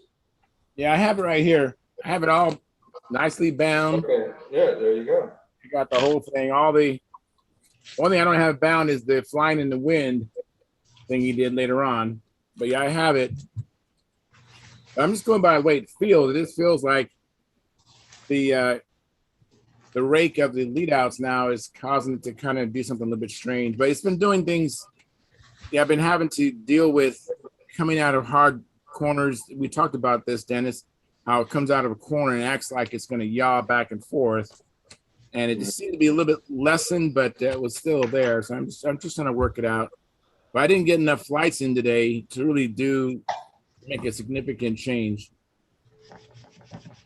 Yeah, you missed a very interesting after hours conversation on on Monday. It was really very interesting conversation about chandeliers and installing electrical outlets. Oh, brother. Oh, okay. I thought he was going to tell me about model airplanes. Yeah, I was thinking the same thing. I was It just thinking, went oh with man, the I tank. missed out. I was just so tired Monday. I had to bail on you guys after I ended the stream. No, it was really informative, but it was also really a funny, a lot of fun. Oh, good. Hey, you know what? I say in the monologue, sometimes the after party is better than the live stream portion. So Yeah, we're talking about Howard and his 16-foot ceilings and his chandelier and chandeliers hanging in bathrooms over the bathtubs, and it was interesting. We had 7 guys out flying today. all right. Yeah, Canada is representing. yeah, 7 guys at the bean field today on a Friday afternoon. I guess there's a few that are retired. Very good. So what planes did you see out there? Let's see. We had a couple of Banshees out there. There was my big Cardinal and my Spitfire. Brad Lapointe had a Cardinal and a Twister. And Keith Morgan came up from Toronto, or he came down from Toronto, and he had a profile. He didn't have a profile. He had a full-bodied CLPA plane, and he had a Stiletto. Oh, nice. With a Super Tiger 60 that ran absolutely outstanding. Yeah, we had a really good day. And yeah, it was awesome. You know, I mean, couple of scratch built airplanes. One of our guys had a profile that was scratch built, flew really well. Another guy, same guy, had a smoothie, it flew really well too. So yeah, there was a lot of airplanes on the field today. Oh, that's great. So it was a good day. Seven guys going at it hard for the whole day, flying airplanes. Speaking of scratch build, how's your shark fly? Shark flies okay. It started out really good, but I've made changes and I'm struggling with it. It doesn't seem to like wind, but then again, it's a thick airfoil, so I guess that's part of the problem. But my new Cardinal's flying really good. I'm really happy with it. I've got about 5 flights on it now, and it seems to have a lot of potential. So I'm really happy with that. Well, that's great. That's awesome. I did make a mistake today, though. I've been running the CAS 77 on 0 nitro, and it's been working really good. And for some dumb unknown reason, I had a CRS moment and put 10% nitro, all synthetic in it, and that was a bad choice. It just took off like a sport racer. It wasn't a good idea, and it didn't slow down for the whole flight. I don't think it hurt it at all, but it was kind of undaunting seeing it going that fast for the whole 7 or 8 minutes. Yeah. Yeah, I've never ran my K77 with nitro, so I was just curious. Yeah, don't ever. It was a bad choice. And it was a complete and total mistake. And see, when I was starting it, I was having trouble starting it. I'm thinking, why won't this engine start the way it did last time? It was running beautiful. Right. And I should have picked up on the fact that something was wrong. But then once I got it going, I noticed I had to move the needle quite a bit to needle it down. It was like going too fast. So I needled it down. But as soon as it took off and broke ground, it just went nuts. It just went right crazy. So it had a very fast flight and a very hot flight. So I wasn't happy about that. Needless to say, I'm being gentle about what I did. I was pretty PO'd at the end of it. Yeah, I bet. You know, I think if you go to Casanato's website, he even recommends like 10% nitro. Yeah, well, mine didn't like it. Yeah, I mean, I guess if you put a couple more head shims in it, it's probably fine. But I'm running it the way it came from the factory, and it really likes the no nitro, so I'm gonna go with it for now. That's how mine run. And it doesn't seem to be underpowered in any way. I mean, it's got gobs of power. Yeah. So I'm gonna just keep going with it. Has a real nice 424 brake and seems to have gobs of power, so I'm not gonna change a thing. Yeah. Just gonna fly it and make a few small modifications on the airplane as I go, and hopefully get her set up for next year. You know, my first K77 I had, it actually had like pre-ignition. And I wish I would have known now. I mean, then what I know now, that if I would have put a cold plug, that motor might have been just wonderful. But I kept flying it, and I ended up hurting the connecting rod. Remember? I don't know if you remember. Yeah, you were saying that. Yeah. I hammered the connecting rod from all the pre-ignition. Okay. But so you're running cold plugs in your K77 and no nitro? Well, right now I haven't run the K77, so I've been running my Stalker 81s. Okay. And my new Stalker 81, initially, it had so much compression that it didn't sound right when I had a medium plug. It sounded better when I put a cold plug. Okay. But it seems like as this motor has as its progression, yeah, as far as running, it seems to, now I'm just using the medium plug, and it sounds good. So it was just early on. Okay. So maybe it's just a kind of transitory thing where when they're all stiff and tight, they need a plug. Right. They have so much compression. Okay. Well, maybe I'll try a medium plug and see what that does. See how it sounds. Yeah, you know, try it. Got nothing to lose. I'm going to give it a go. Right now, I'm using a Merlin hot plug, and it seems to be okay, but I'll try the medium and just see what it does. What was the weather like up there? Change your game on labeling your fuel too. So. Oh, well, no, it's not that wasn't the problem. My fuel's all labeled. I just forgot what type of fuel to put in it. I knew it was all synthetic, but I thought I had been running it on 10%. But see, I haven't flown the airplane in almost a month. Took it out and thought, oh yeah, 10%, all synthetic, put it in there. Yeah, no. Okay. Then I look back on my paperwork, no, 0%. Oh my gosh. Yeah. Oh, well. Just a CRS moment. Can't remember stuff. Yeah. You know, you think, I hate that. you know what, the one thing I learned, a really good lesson today, write stuff down. You might think you're going to remember it. You're not. It's that simple. Yeah. And that's my problem. I think, oh yeah, I'll remember that. Oh yeah, I'll remember that. No, I won't. Now I know. So how many different variations of fuel do you have? Oh my God. You really want to go there? Sorry.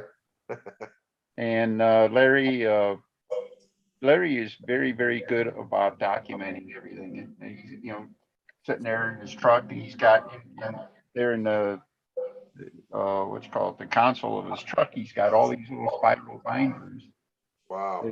For each of his airplanes, and going It's a back great to like thing. 2008, you know, on just quick little notes about what he did, what he flew and stuff, if anything stood out or anything like that. And I was amazed at that because I've never done anything like that. And I think a voice in the back of my head thinking maybe I should, but yeah. I got to show you guys what I made up. All right. You know, well, and Larry was flying. Larry did the Laser 200, the new Walter Umland kit. Right. And it's the first time I got to see it. And number one, it's a beautiful airplane. Number two, the thing flies just wonderfully. It's really neat seeing it.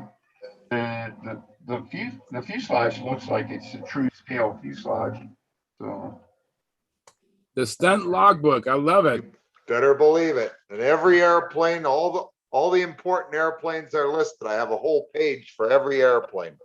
Okay. So now what I have is a little small, like 3x4 spiral bound notebooks with a pin loop. And I put that in my bag with the reels and the handles. Yeah. So each bag of each plane has its own little flight log. Yeah.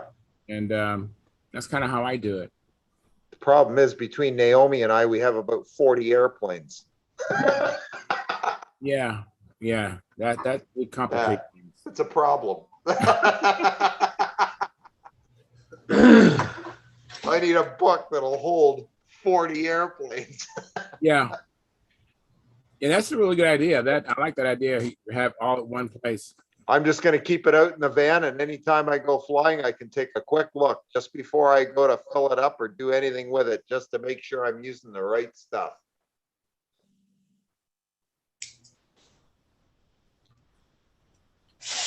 It's too easy to make a mistake and then have to pay for it. Oh no.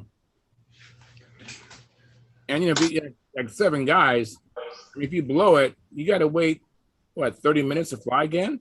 Well, no, we have 2 circles, but even still, you're going to wait at least 20 minutes. So, you know, and you might be waiting longer than that if you fry the engine.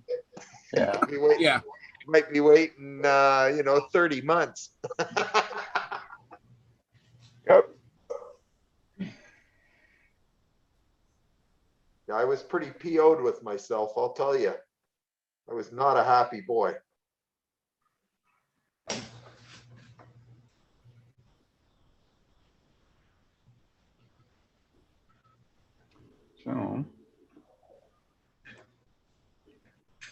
So what are you working on these days, Dennis? Maybe your lover, maybe your mother just staying alive. Whatever. Oh yeah. No, I haven't been building anything. I'm trying. It's not the right season. Yeah, I'm staring at the Mobest over there. I just helped Rodak finish off the kit on that. Okay. Off to a good start with it. And I injured my foot here back at the beginning of August. It slowed me down for a while, and I started flying again here a couple of weeks ago. So just been just chipping away at a few things. One thing I have been doing, it surprised me how it's turned out. I've had a smoothie for about 10 years, and I never really liked it. I never liked the way it flew. Okay. Wouldn't track in level flight. Maneuver was fine and stuff like that, but it was just it's like all over the sky in level flight, upright, inverted, and everything like that. You know, hunting is too mild a word for what it was doing and stuff.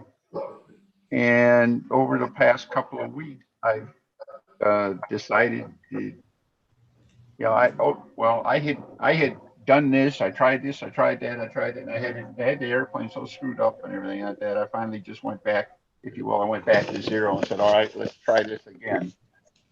In the last couple of weeks, I've made a couple of changes on it, and then today, it's actually turned into a really good flying airplane. Awesome. That's great. And I can't really point to any one thing that I've done, except I basically corrected a bunch of little things that were contributing to it. So the last thing I did yesterday, biggest change of all, is I had just regular push rods, pin, angle wire through the horn and stuff like that. And collectively, there was some slop in it, obviously a little bit of play and stuff like that, and all that. By the time you get to the tail, it's a pretty big stack up. And then the other, adding to that, the horns were kind of short on it. It was built, and this is that smoothie I've been showing off, the one that comes apart, all bolts together. It was built from a Brodak Arc, way back when. Converted it to electric and all that. So it's got a 3-inch bow crank. Like I said, it's got the short horns and stuff. And what I finally did yesterday, I can't do anything about the bow crank. I mean, I could get it out, but I don't know if I could put a new one in there and still have it clear everything, So leave that alone. I did minimize or put it on the innermost hole and try to slow down the controls and stuff.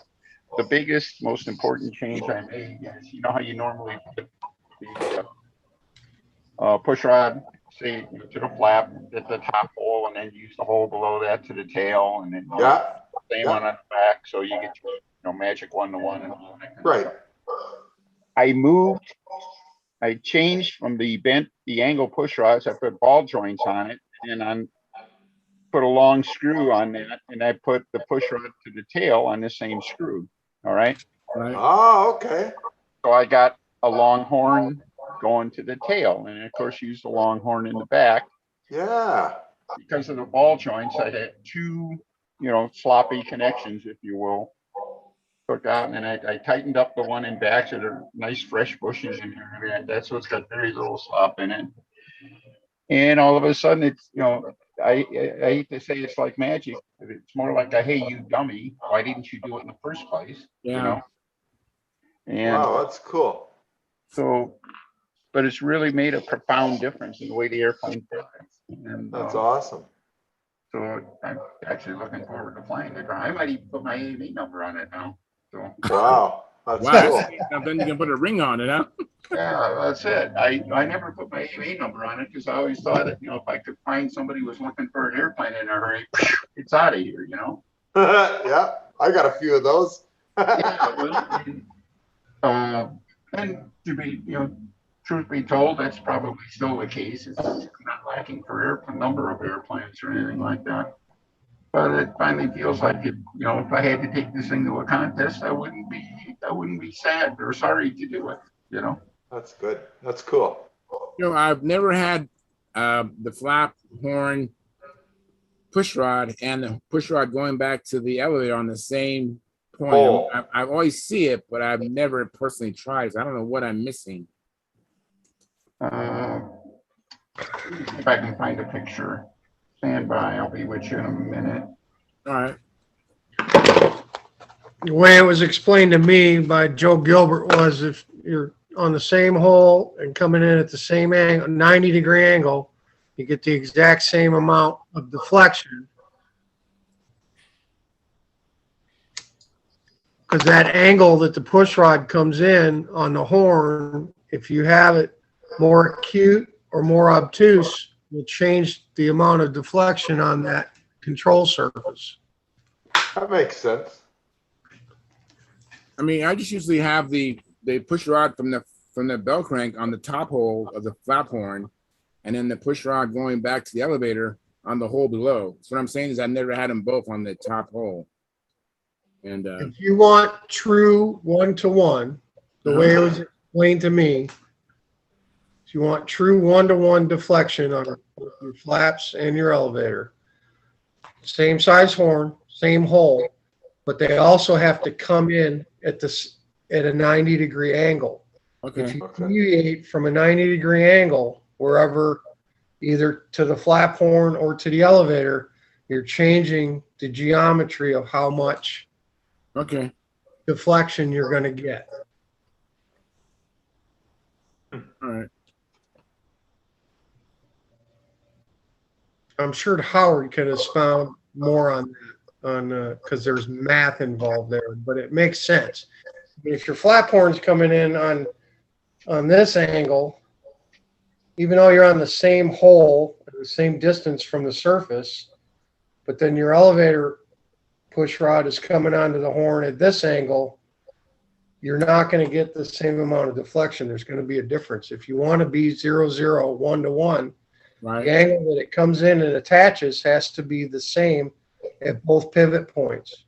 If you change the angle, you're changing the amount of deflection.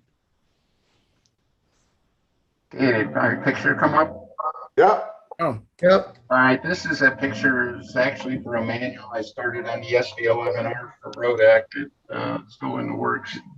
And it doesn't show it from the side like it should, and it's not all tightened up there. But basically, Charles, this is going to the top hole on the flap horn. Okay. This is the push rod from the bell crank here. And this is the push rod to the tail. And they both go on the same hole through the ball lengths, both using the same hole through the same at the top of the horn. Okay. All right. Now what that means, and then you also use that same hole at the elevator, and you'll have your 1-to-1 ratio. But because the horns are long, you get if there is any play or anything like that, the effect is reduced. And of course, if you're using ball joints, there's no play in it or anything like that. But the other thing is that there is, I think it's just a stronger mechanical advantage. The elevator isn't going to move on you or anything like that as easily because the horn on the long arm, the horn is stiffer, provides stiffer control to the elevator. Right. So. Dennis, how come you didn't put a ball link on each side of the horn rather than have that big torsional Well, because if you take a look at it, this is the one from the bell crank. I've got the horn on one side and the other ball link on the other side. So this is like the source of the push, if you will. It's being balanced on both sides. Why wouldn't you split the difference? Put one ball link on the other side of the horn, and then you'll have equal force on both sides. Now you've got it wouldn't have it because this is pushing through the horn and then finally to there. But when I do it here, I'm getting, this is pushing, and then I'm getting pushed back on both sides, from the flap and from the elevator. All right, this is resisting. This is the source of the motion. This is resisting. This is resisting. That make sense? Yeah, I mean, I guess I understand what you're saying. But, I have heard other people tell me to split the ball links on each side of the horn, on the flat horn. And I used to do that, and then I decided I couldn't really justify it. Although sometimes it only matters, frankly, if the screw is loose, and of course that leaves you guys a bunch of punchlines, doesn't it? But yeah. Well, and let me ask you the other thing. Now, are the angles equal on the push rod flap horn and the elevator push rod coming into that pivot point, to that bolt that you have? Because if they're not the same angle, if they're not 90 degrees coming into that, the way it was explained to me is you're not getting true 1-to-1. Now, if someone could explain that to me in a way, it makes more sense to me that if they come in at 90, that's true 1-to-1. But if your flap horn is angled up, you're not actually getting 1-to-1 according to the math. That's how it was explained to me. If you do the math, I think what matters is that both horns are at the same angle. I don't think the angle of the push rod per se doesn't mean squat. Okay. Angle of the horns, I think, is what determines it. And I know Howard he's got the model that shows everything like that, but I'm pretty sure that let's see, I was going to use some hand motions here. Okay. All right. If your flap horn is standing straight up and your elevator horn is at an angle, let's try that again. Flap horn is straight up, elevator horn is at an angle. Then as this moves, this is going to move a little. As it moves this way, this is going to move more. All right. But that's because they're at a different angle. Now, if they're both at the same angle, they should be balanced pretty. And of course, if this horn is like this, then as it comes back, going to be pushing, it's going to have more linear motion. It's going to push this back farther. And as it goes forward, it's going to have less linear motion. It's going to pull this one forward less. So yes. But I think the key is having both horns. If the horns are both like this, I think it works.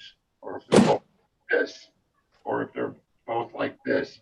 If they're like this, you're screwed. Okay. If they're opposite angles, you're really screwed. But I think as long as the horns are dead vertical to the surfaces, you're okay. Because otherwise, I mean, if you take a look at it, the stab is a little higher than the wing or lower than the wing, or even if it's on the same level as the wing, it is physically impossible to get the push rods perpendicular to the horn. It can't be done. Well, but the horns can be it can with a bend in the push rod prior to entering either horn. That's okay. But just for call it a Z bend in the push rod, so it's straight, then it comes up but you come right down to it. All the push rod is doing is it's got a pivot point here and a pivot point here. What shape it makes in the middle doesn't make any difference. I agree. If it's a Z bend or if it's straight or anything like that, I don't think that matters because all it can do, it's got a point there, it's got a point there. And that's the only thing that determines the motion, right? Okay. Yeah, I'm just trying to understand what you're saying and what I was told by some other people. That's all. I'm trying to wrap my head around it to understand the actual mechanics I've of had it. a hard time. Frankly, I've had a very hard time with it too because I'm not the guy who's buying into the offset platform and stuff like that. And I know a lot of people are. And I've seen, Howard's shared his program with me, and he explained it. It's a three-dimensional problem, and I'm not cognizant in 3D or anything like that. One thing. Yeah, neither am I. Neither am I. That's why I'm trying to. I It know doesn't matter. people who think in 3D, and I'm not one of them. But and then John Miller did a really neat. He's not here to defend himself. He did a real neat little construction showing that. Drawing an arc from the bell crank through the platform and showing, gee, it's like a 8.5 degree angle or something like that when you get to the top. And I got thinking about that. Gee, if you take the bell crank and if you raised it up half the distance of what the height of the horn is, then it's going to bounce again. Like, You don't have to. But so. You don't have to.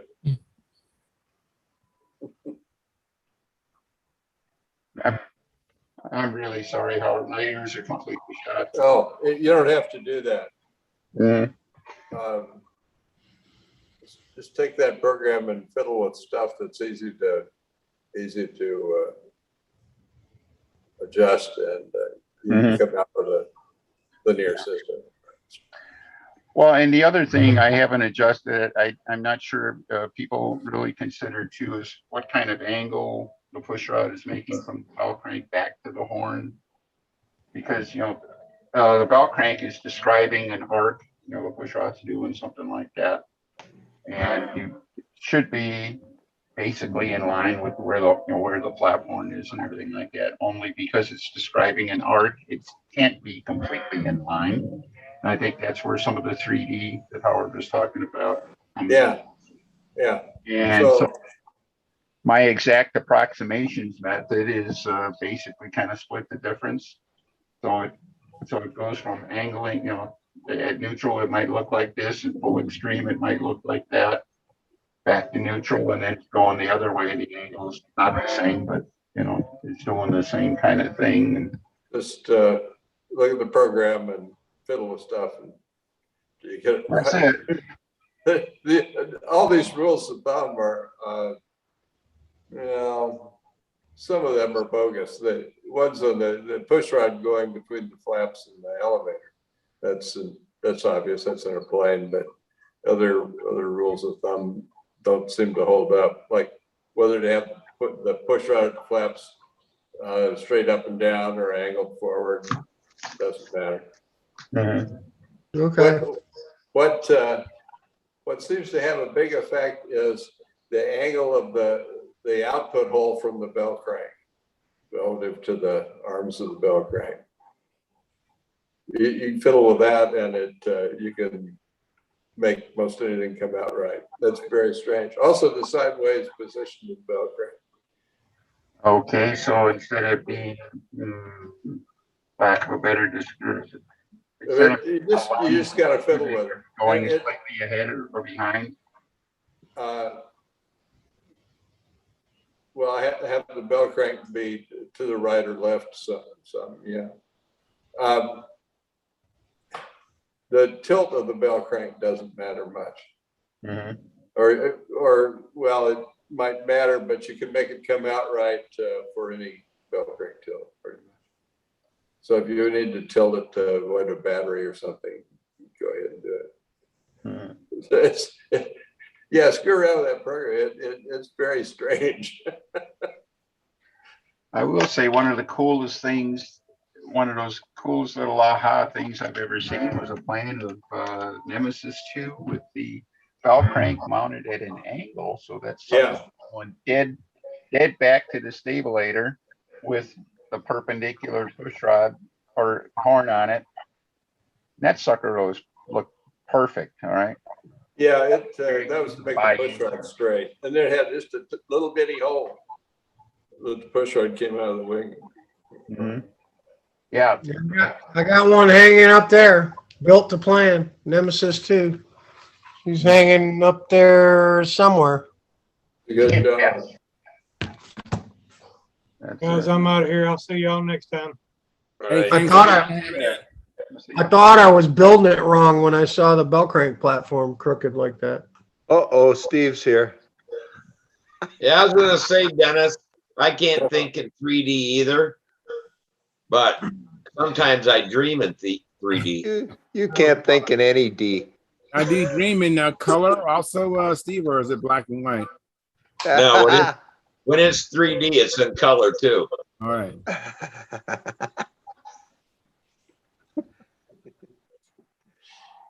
Oh, man. Well, I have a Banshee 15 in the chat box. He's saying eat, eat, eat. And I wonder if he's talking about me. I might resemble that. I think everybody's eating. Everybody just sits in here and eats. Not me. I had a big steak for dinner. I'm stuffed. Oh, nice. Yeah. Hey, Dennis. Oh my God, that's not a good dinner, Steve. Dennis. All right. I was looking for rubber bands today, and I found that where I thought the rubber bands were. Okay. Did you ever find the battery you were looking for? No. And I didn't find the rubber bands I was looking for, but I found that, which I told you I didn't have. Yeah. I still don't remember buying it, but I must have. Yeah, that or it followed you home. Either way. Well, what is No, that, what's Steve? crazy is I see that it started with the BH or whatever. B something, I can't read it. But I see the B on there, and I'm like, hell, that's a Brodak one. And I'm like, I wonder which one that goes for, and it says right on there for the Hornet. And I'm like, well, damn. I waited like 2 months to hook up with you there at the Nats to get it programmed, and I had it all the time. Oh, well. Don't worry, Charles. That's foreign shit to us. We don't know what that is. I know. That's I'm looking at a lot of stuff too, but I saw that go, what is that? I don't know what that is. 10% nitro story, Len. Doesn't it? Oh, That's gosh. zero nitro stuff. Zero, No, yeah, that's zero nitro stuff. No, actually, that right there will give you like 40% nitro if you want it. Oh, okay. It's electronic nitro. Nitro. Chronic nitro. I don't think my CAS 77 needs any chronic nitro. You're going to the crop. Not chronic, electronic. Oh, I they said chronic. I'm deaf too. I can't help it. Well, you know what? It's because we listen to people with their masks all the time. We have this super hearing things we're not hearing. Chronic. Yeah, you can just tell them I couldn't understand you, Steve, because your mask is on. So. Chronic. Chronic nitro. Oh boy. Take that one back. Hey. Hey. Hey, Steve, how you doing, Steve? Hey, Steve, how you doing? Not too bad. Yeah, thanks for coming in. Didn't find my rubber bands, but besides that, I'm doing pretty good. Yeah, and I'm not thanking you for coming in. Oh man, that's cold. It's always So cold I had in Canada. I had to make my own rubber band. Oh my God. Actually, I don't know. It was a thing of rubber for free flight, and I cut it and tied a knot in it.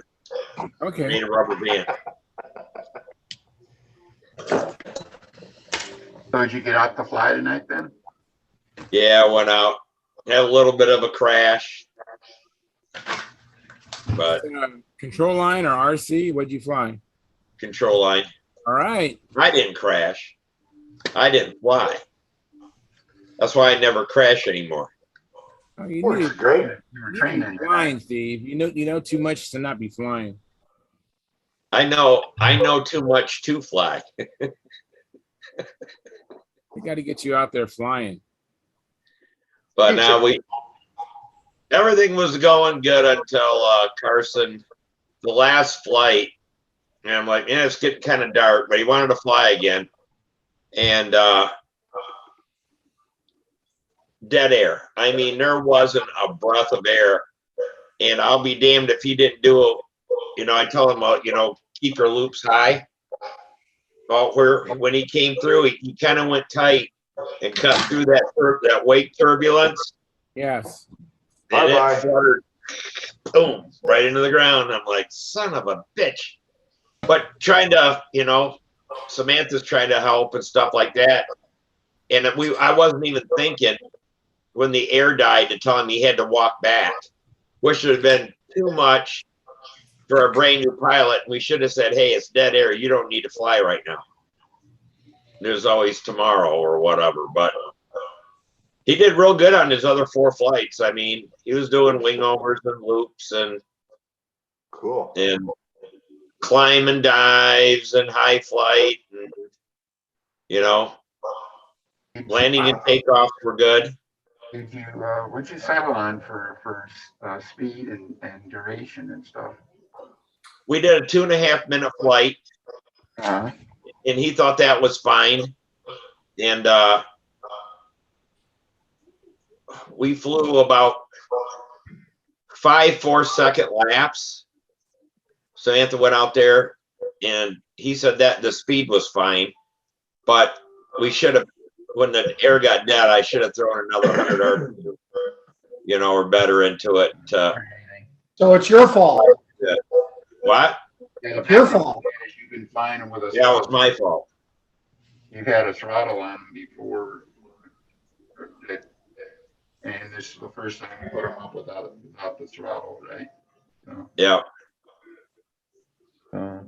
Yeah, he probably, he didn't seem to be bothered by getting dizzy this time or anything.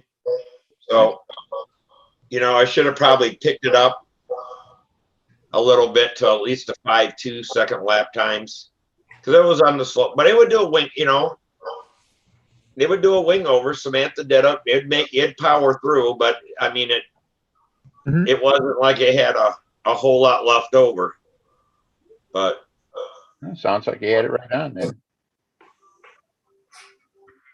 yeah, Samantha, she flew a couple patterns tonight, and she was flying good. But great. I thought she was going to get on, but she said that she had a migraine, and she'd been up since 6 this morning, and I think she may have fell asleep because I tried to call her and she doesn't answer her phone. That's okay. Yeah. Tell her to catch up. All right. Is that a Spirit of Saginaw there? Yeah. I can tell by that bent front wheel or front landing gear. Yeah. There we go.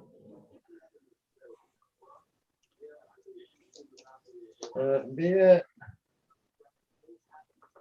Put the elevator horn in, mount the wing, then start putting the push rods in.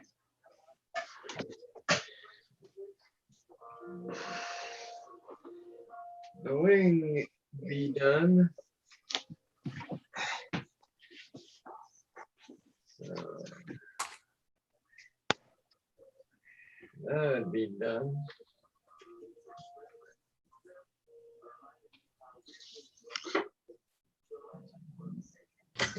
Airplane pieces all over the place.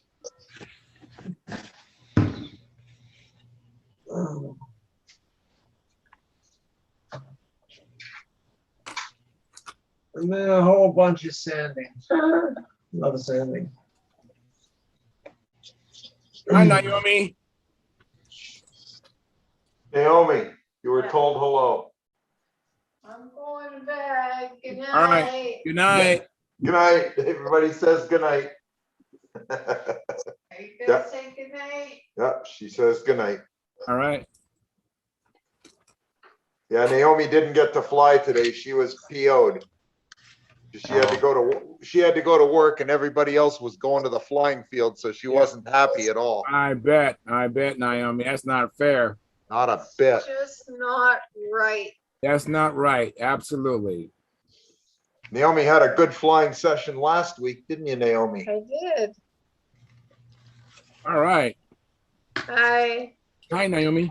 Hey. Told them what you were doing. Yeah, we were out Flying half A's. flying half A, and I was able to do some inside loops, get it inverted, fly some laps, get it back, did a few outsides. So yeah, I'm pretty happy with my progress. I just got to keep going at it. Yeah. And Great. I'm determined. I'm gonna learn the full stunt pattern. Oh, and awesome. Yes. and That's great. I'm sure I'll be probably like the only woman doing it in Canada. That's for sure. Hey, Naomi. Yeah. Just remember, it's more important though for you to go out and make money and support Len's hobby. Yeah, right. This is more important for me to go out and make money and support your hobby. That's right. Steve, you're my hero. Yes, he's your new friend. Steve's my new best buddy. 5 minutes ago, you were chewing at the tail. I always thought Steve didn't like me, but boy, oh boy, I'm shocked. I know, that is like golden. Don't forget that. I don't have to worry. Naomi's never going to talk to Steve again. He's out. I just want him to leave my nitro alone. Leave your what? My nitro. Oh, okay. Nitro. Hey, I was doing some more work on this morning. This made the profile for the vector. You guys notice something I forgot? Yeah, the tank and the glow engine. Now, I guess I decided to design a stabless control on your plane. Don't have the shelf. They were flapless, so I said, okay, I'll try stabless. Yeah. And let me know how that works out. Well, at least this thing is kind of hollow in some places, so I got it marked now. I'll just cut it out and dig around in there and make the place for the stab. But it damn sure would have been a lot easier when I was building it to do that. Oh, I don't know. It doesn't look like it'd be that hard to cut it in now. But, no, I just got to support it, Yeah. It says that I'll get it. The man doesn't have to do it. So. But yeah, I thought that was pretty funny. I was gonna throw it on a stand and kind of pre-position everything like that, and I got this stab in my hand, and I'm like, oh, yeah, that isn't gonna go in there. But then I thought maybe that's why they call it a stab, because you stab it in, you don't actually just put it in there. Maybe. But at least I didn't burn anything up electrically this week. Yeah, nothing smoking. Good. No burnt insulation. And what I found out, the one that I thought I burned up last week. Yeah. I got the new one, did it all up, stuck it in the plane, doesn't work. I called Badass or Innovative Aid or whatever, that innovative or whatever, however you pronounce it. But I call up Lucia and I'm talking to him and I'm like, man, this other one doesn't work now. And so he had me take a servo driver, which I got on that test stand, basically. And you turn it all the way full, power it up, it'll beep. And then you pull the power. Then you plug it back in again and it beeps. And then you go to low and it'll beep. You unplug it, plug it back in. Damn thing works fine. So I have a feeling the one I thought I ruined just wasn't programmed either. But I haven't put everything, because I stripped it all down. I have to put everything back on again to try it. Hey, Charles, Yeah. we chatted on the phone the other day. Yeah. You mentioned something about measuring your wingtip weight, weighing your Yes. wingtip. Yes. You want to get into that? Yes. Yeah. Let's do that. Let's. I don't know how well this will work, but I have Yeah, I didn't want to put you on the spot, but I was going to ask you about this, but I didn't want to. Okay. Out. All right. Here's our test subject, the All right. miscal profile. And what I'm going to do is this. I'm just going to set it down upside down and use whatever I got, in this case, a box or whatever. I'm going to put it under the nose so it can, just freely pivot. Okay. Now on the wingtip, put the scale, put it on a box. So you see the airplane looks like it's nominally it's level. Yeah. Okay. Parallel to the ground. Okay. So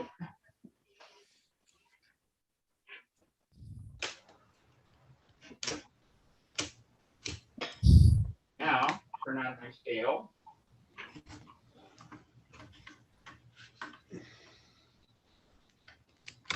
And let the wingtip sit on it. And it says, by Joe, it says that the wingtip weighs 0.2 of an ounce, which is really, really light. I'm surprised. You said 0.2 of an ounce? Yeah, I thought it was more than that. It pumps over pretty good. But this is the real weight of the wingtip. I don't know how much weight I actually have in there. But the real effective weight of the wingtip is just how much it weighs. Now that's offsetting everything else. I think the reason this is, I think this wing is asymmetrical, so it doesn't need as much tip weight, stuff like that. This is everyone's been cloned and trimmed and everything like that. But if I was targeting the weight, then I just start putting in my tip weights until I got what I wanted. Like there we go. And I would normally bench trap if there was an equal span lane this size. I was going to fly it out 15 runs. I should throw like a 1 ounce weight. Hey, Dennis. Mm-hmm. I was always told you take one line because your hand's holding up one end and the plane's holding, the other. So you split it. So one line you roll up and add to the outboard and then balance that to offset the line weight. That's another old modeler's tale. Oh, that's not true, Howard. That's not a wives' tale. That's an old modeler's tale. Okay. Interesting. Anyhow, what I like about this method is that it gets around the thing that, rather than I'm going to build in an ounce of tip weight or something. Well, you can't build in an ounce of tip weight, but how much does it really weigh? By the time you're done. And it came home for those of us who built some of the early Rodak models. They used all of the heavy wood in the wingtips, and they were all over the place. With they had tip weight boxes and things like that. But I think I mentioned the Cardinal I had. I took all the tip weight out of it, and it still had too much in it because the wingtip the outward tip was so heavy. The only way to really balance it, I haven't actually done it, but I'm going to have to put a slug of lead on the inboard wingtip to get rid of the last of the hinging, and things like that. But you mentioned in your Strega, the Stregas, I know suffered from the same thing. Is really the white tips are, they're so thick and everything like that. There's a lot of wood in there and stuff like that. You said you had 1.25 ounces of chip weight, but if you do something like this, you'll find out how much you really have, how much what the effective weight is. Once you bounce the weight of the end or the lines and everything like that, and it could be you have. It could be that your tip weighs more than 1.5 ounces. It might weigh, might weigh 2.5. It might only weigh Right. 3/4. As I told Dennis a couple of days ago, I have 1.25 ounces in my tip weight box. Yeah. And that's where he's arriving at that number. This is, I think, probably more effective is a pre-flight bench trimming thing to make sure it doesn't bite you in the butt. And then, of course, the airplane will tell you what it needs. But this isn't a bad way of doing it. Now, so for someone who doesn't understand this, so what would be the optimal goal as far as bench print trimming? You want to verify you have at least 1 ounce of tip weight. Is that why a person would do that? Well, my swag is if I'm setting up an airplane, I'm going to fly in like 0.15, 60 by ounce. 0.15 by 60 foot lines. I would try to make it. I'd want to start with the outward tip weighing 1 ounce more. When going through this exercise, I'm going to weigh 1 ounce. Right. All right. I go test fly it, and then the airplane that should be safe. But and then add or subtract from there, but it shouldn't be too far out of line. So if you start flying the Spectre lines, then you would just balance it basically. I think you might be right. I think they're lighter, but they still weigh something. I think we're still going to need a little bit of weight, but I don't know how much. But you're definitely right. And there's a lot of airplanes with asymmetric wings and stuff like that. We're going to have to start investigating inboard tip weight because they may be overcompensating. That smoothly over there with the 2-inch wing offset and 0 tip weight on steel lines. It's not going to be happy with the Spectre. Okay. Dennis, this is kind of eye-opening for me because I've only heard about this thing. And so I thought from what I heard that the person needed to hold the tip of the spinner and put the other hand at the end of the rudder and try to balance and weigh it. And I was like, how do you do all this at one time? So it's kind of an eye-opener to see you're resting the spinner on that platform, as opposed to I was thinking they was actually holding the plane with their fingers. So that's really an eye-opener for me. Thank you. Well, it's what I like about it is it's a simple, repeatable setup. You can do it. I remember one day in particular when I first started getting into this, doing it this way. I weighed like 6 airplanes back to back to back because I wanted to see where they were, and I ended up adding weight to like 3. I think at least half of them. And that was those simple airplanes, but just make sure if when you're doing an IC that you're not coming up on compression, because you could add a whole lot of weight on that side and never lower that wingtip. Okay. That's why I insist on low compression engines. Now, would there be any benefit to weigh the inboard wingtip? Just to kind of sorry. Would there be any benefit of weighing the other wingtip as well? Well, the problem is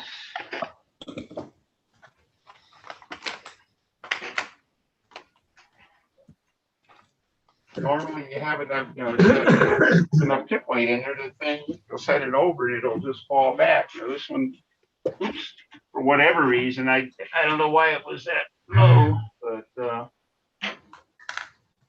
you can it'll. Let's see if it goes all the way. Okay, if it goes all the way down, there. You might get a kick out of this one.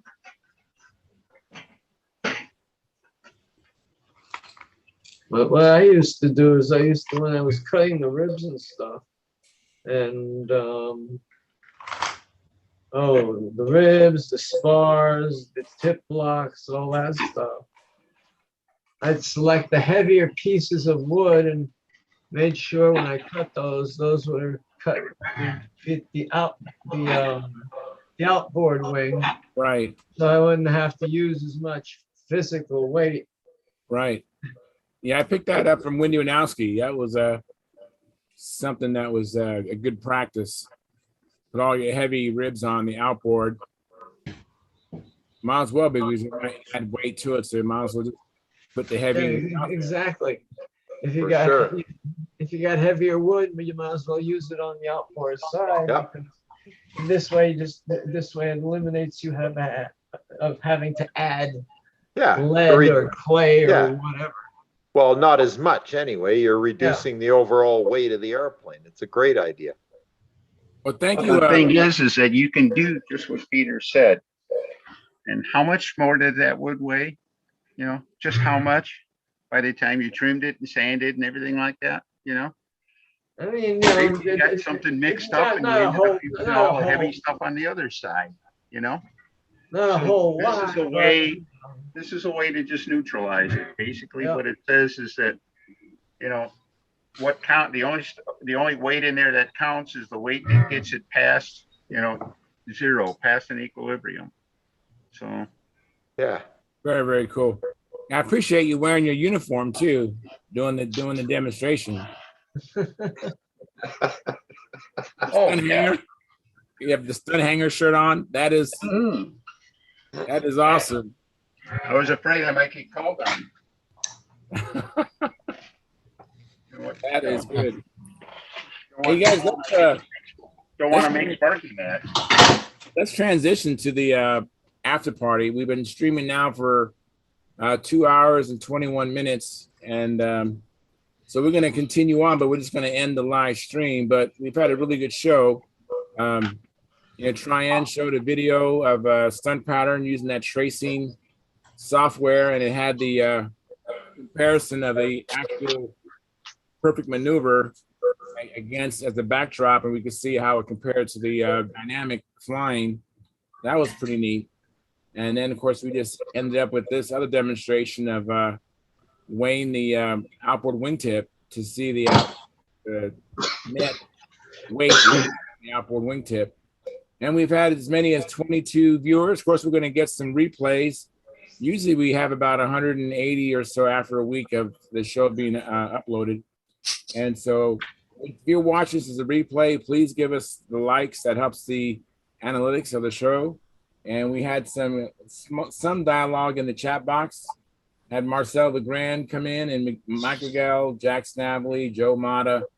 I think there was Jack Snavely, and who was the first one? The first one in was Marcel. So thank you very much for a good show. We're going to come back Monday. So go out and have some fun and come back and tell us all about it. We will see you then. Bye-bye. They was Phil at Tryon's house? I don't know where he's at. He's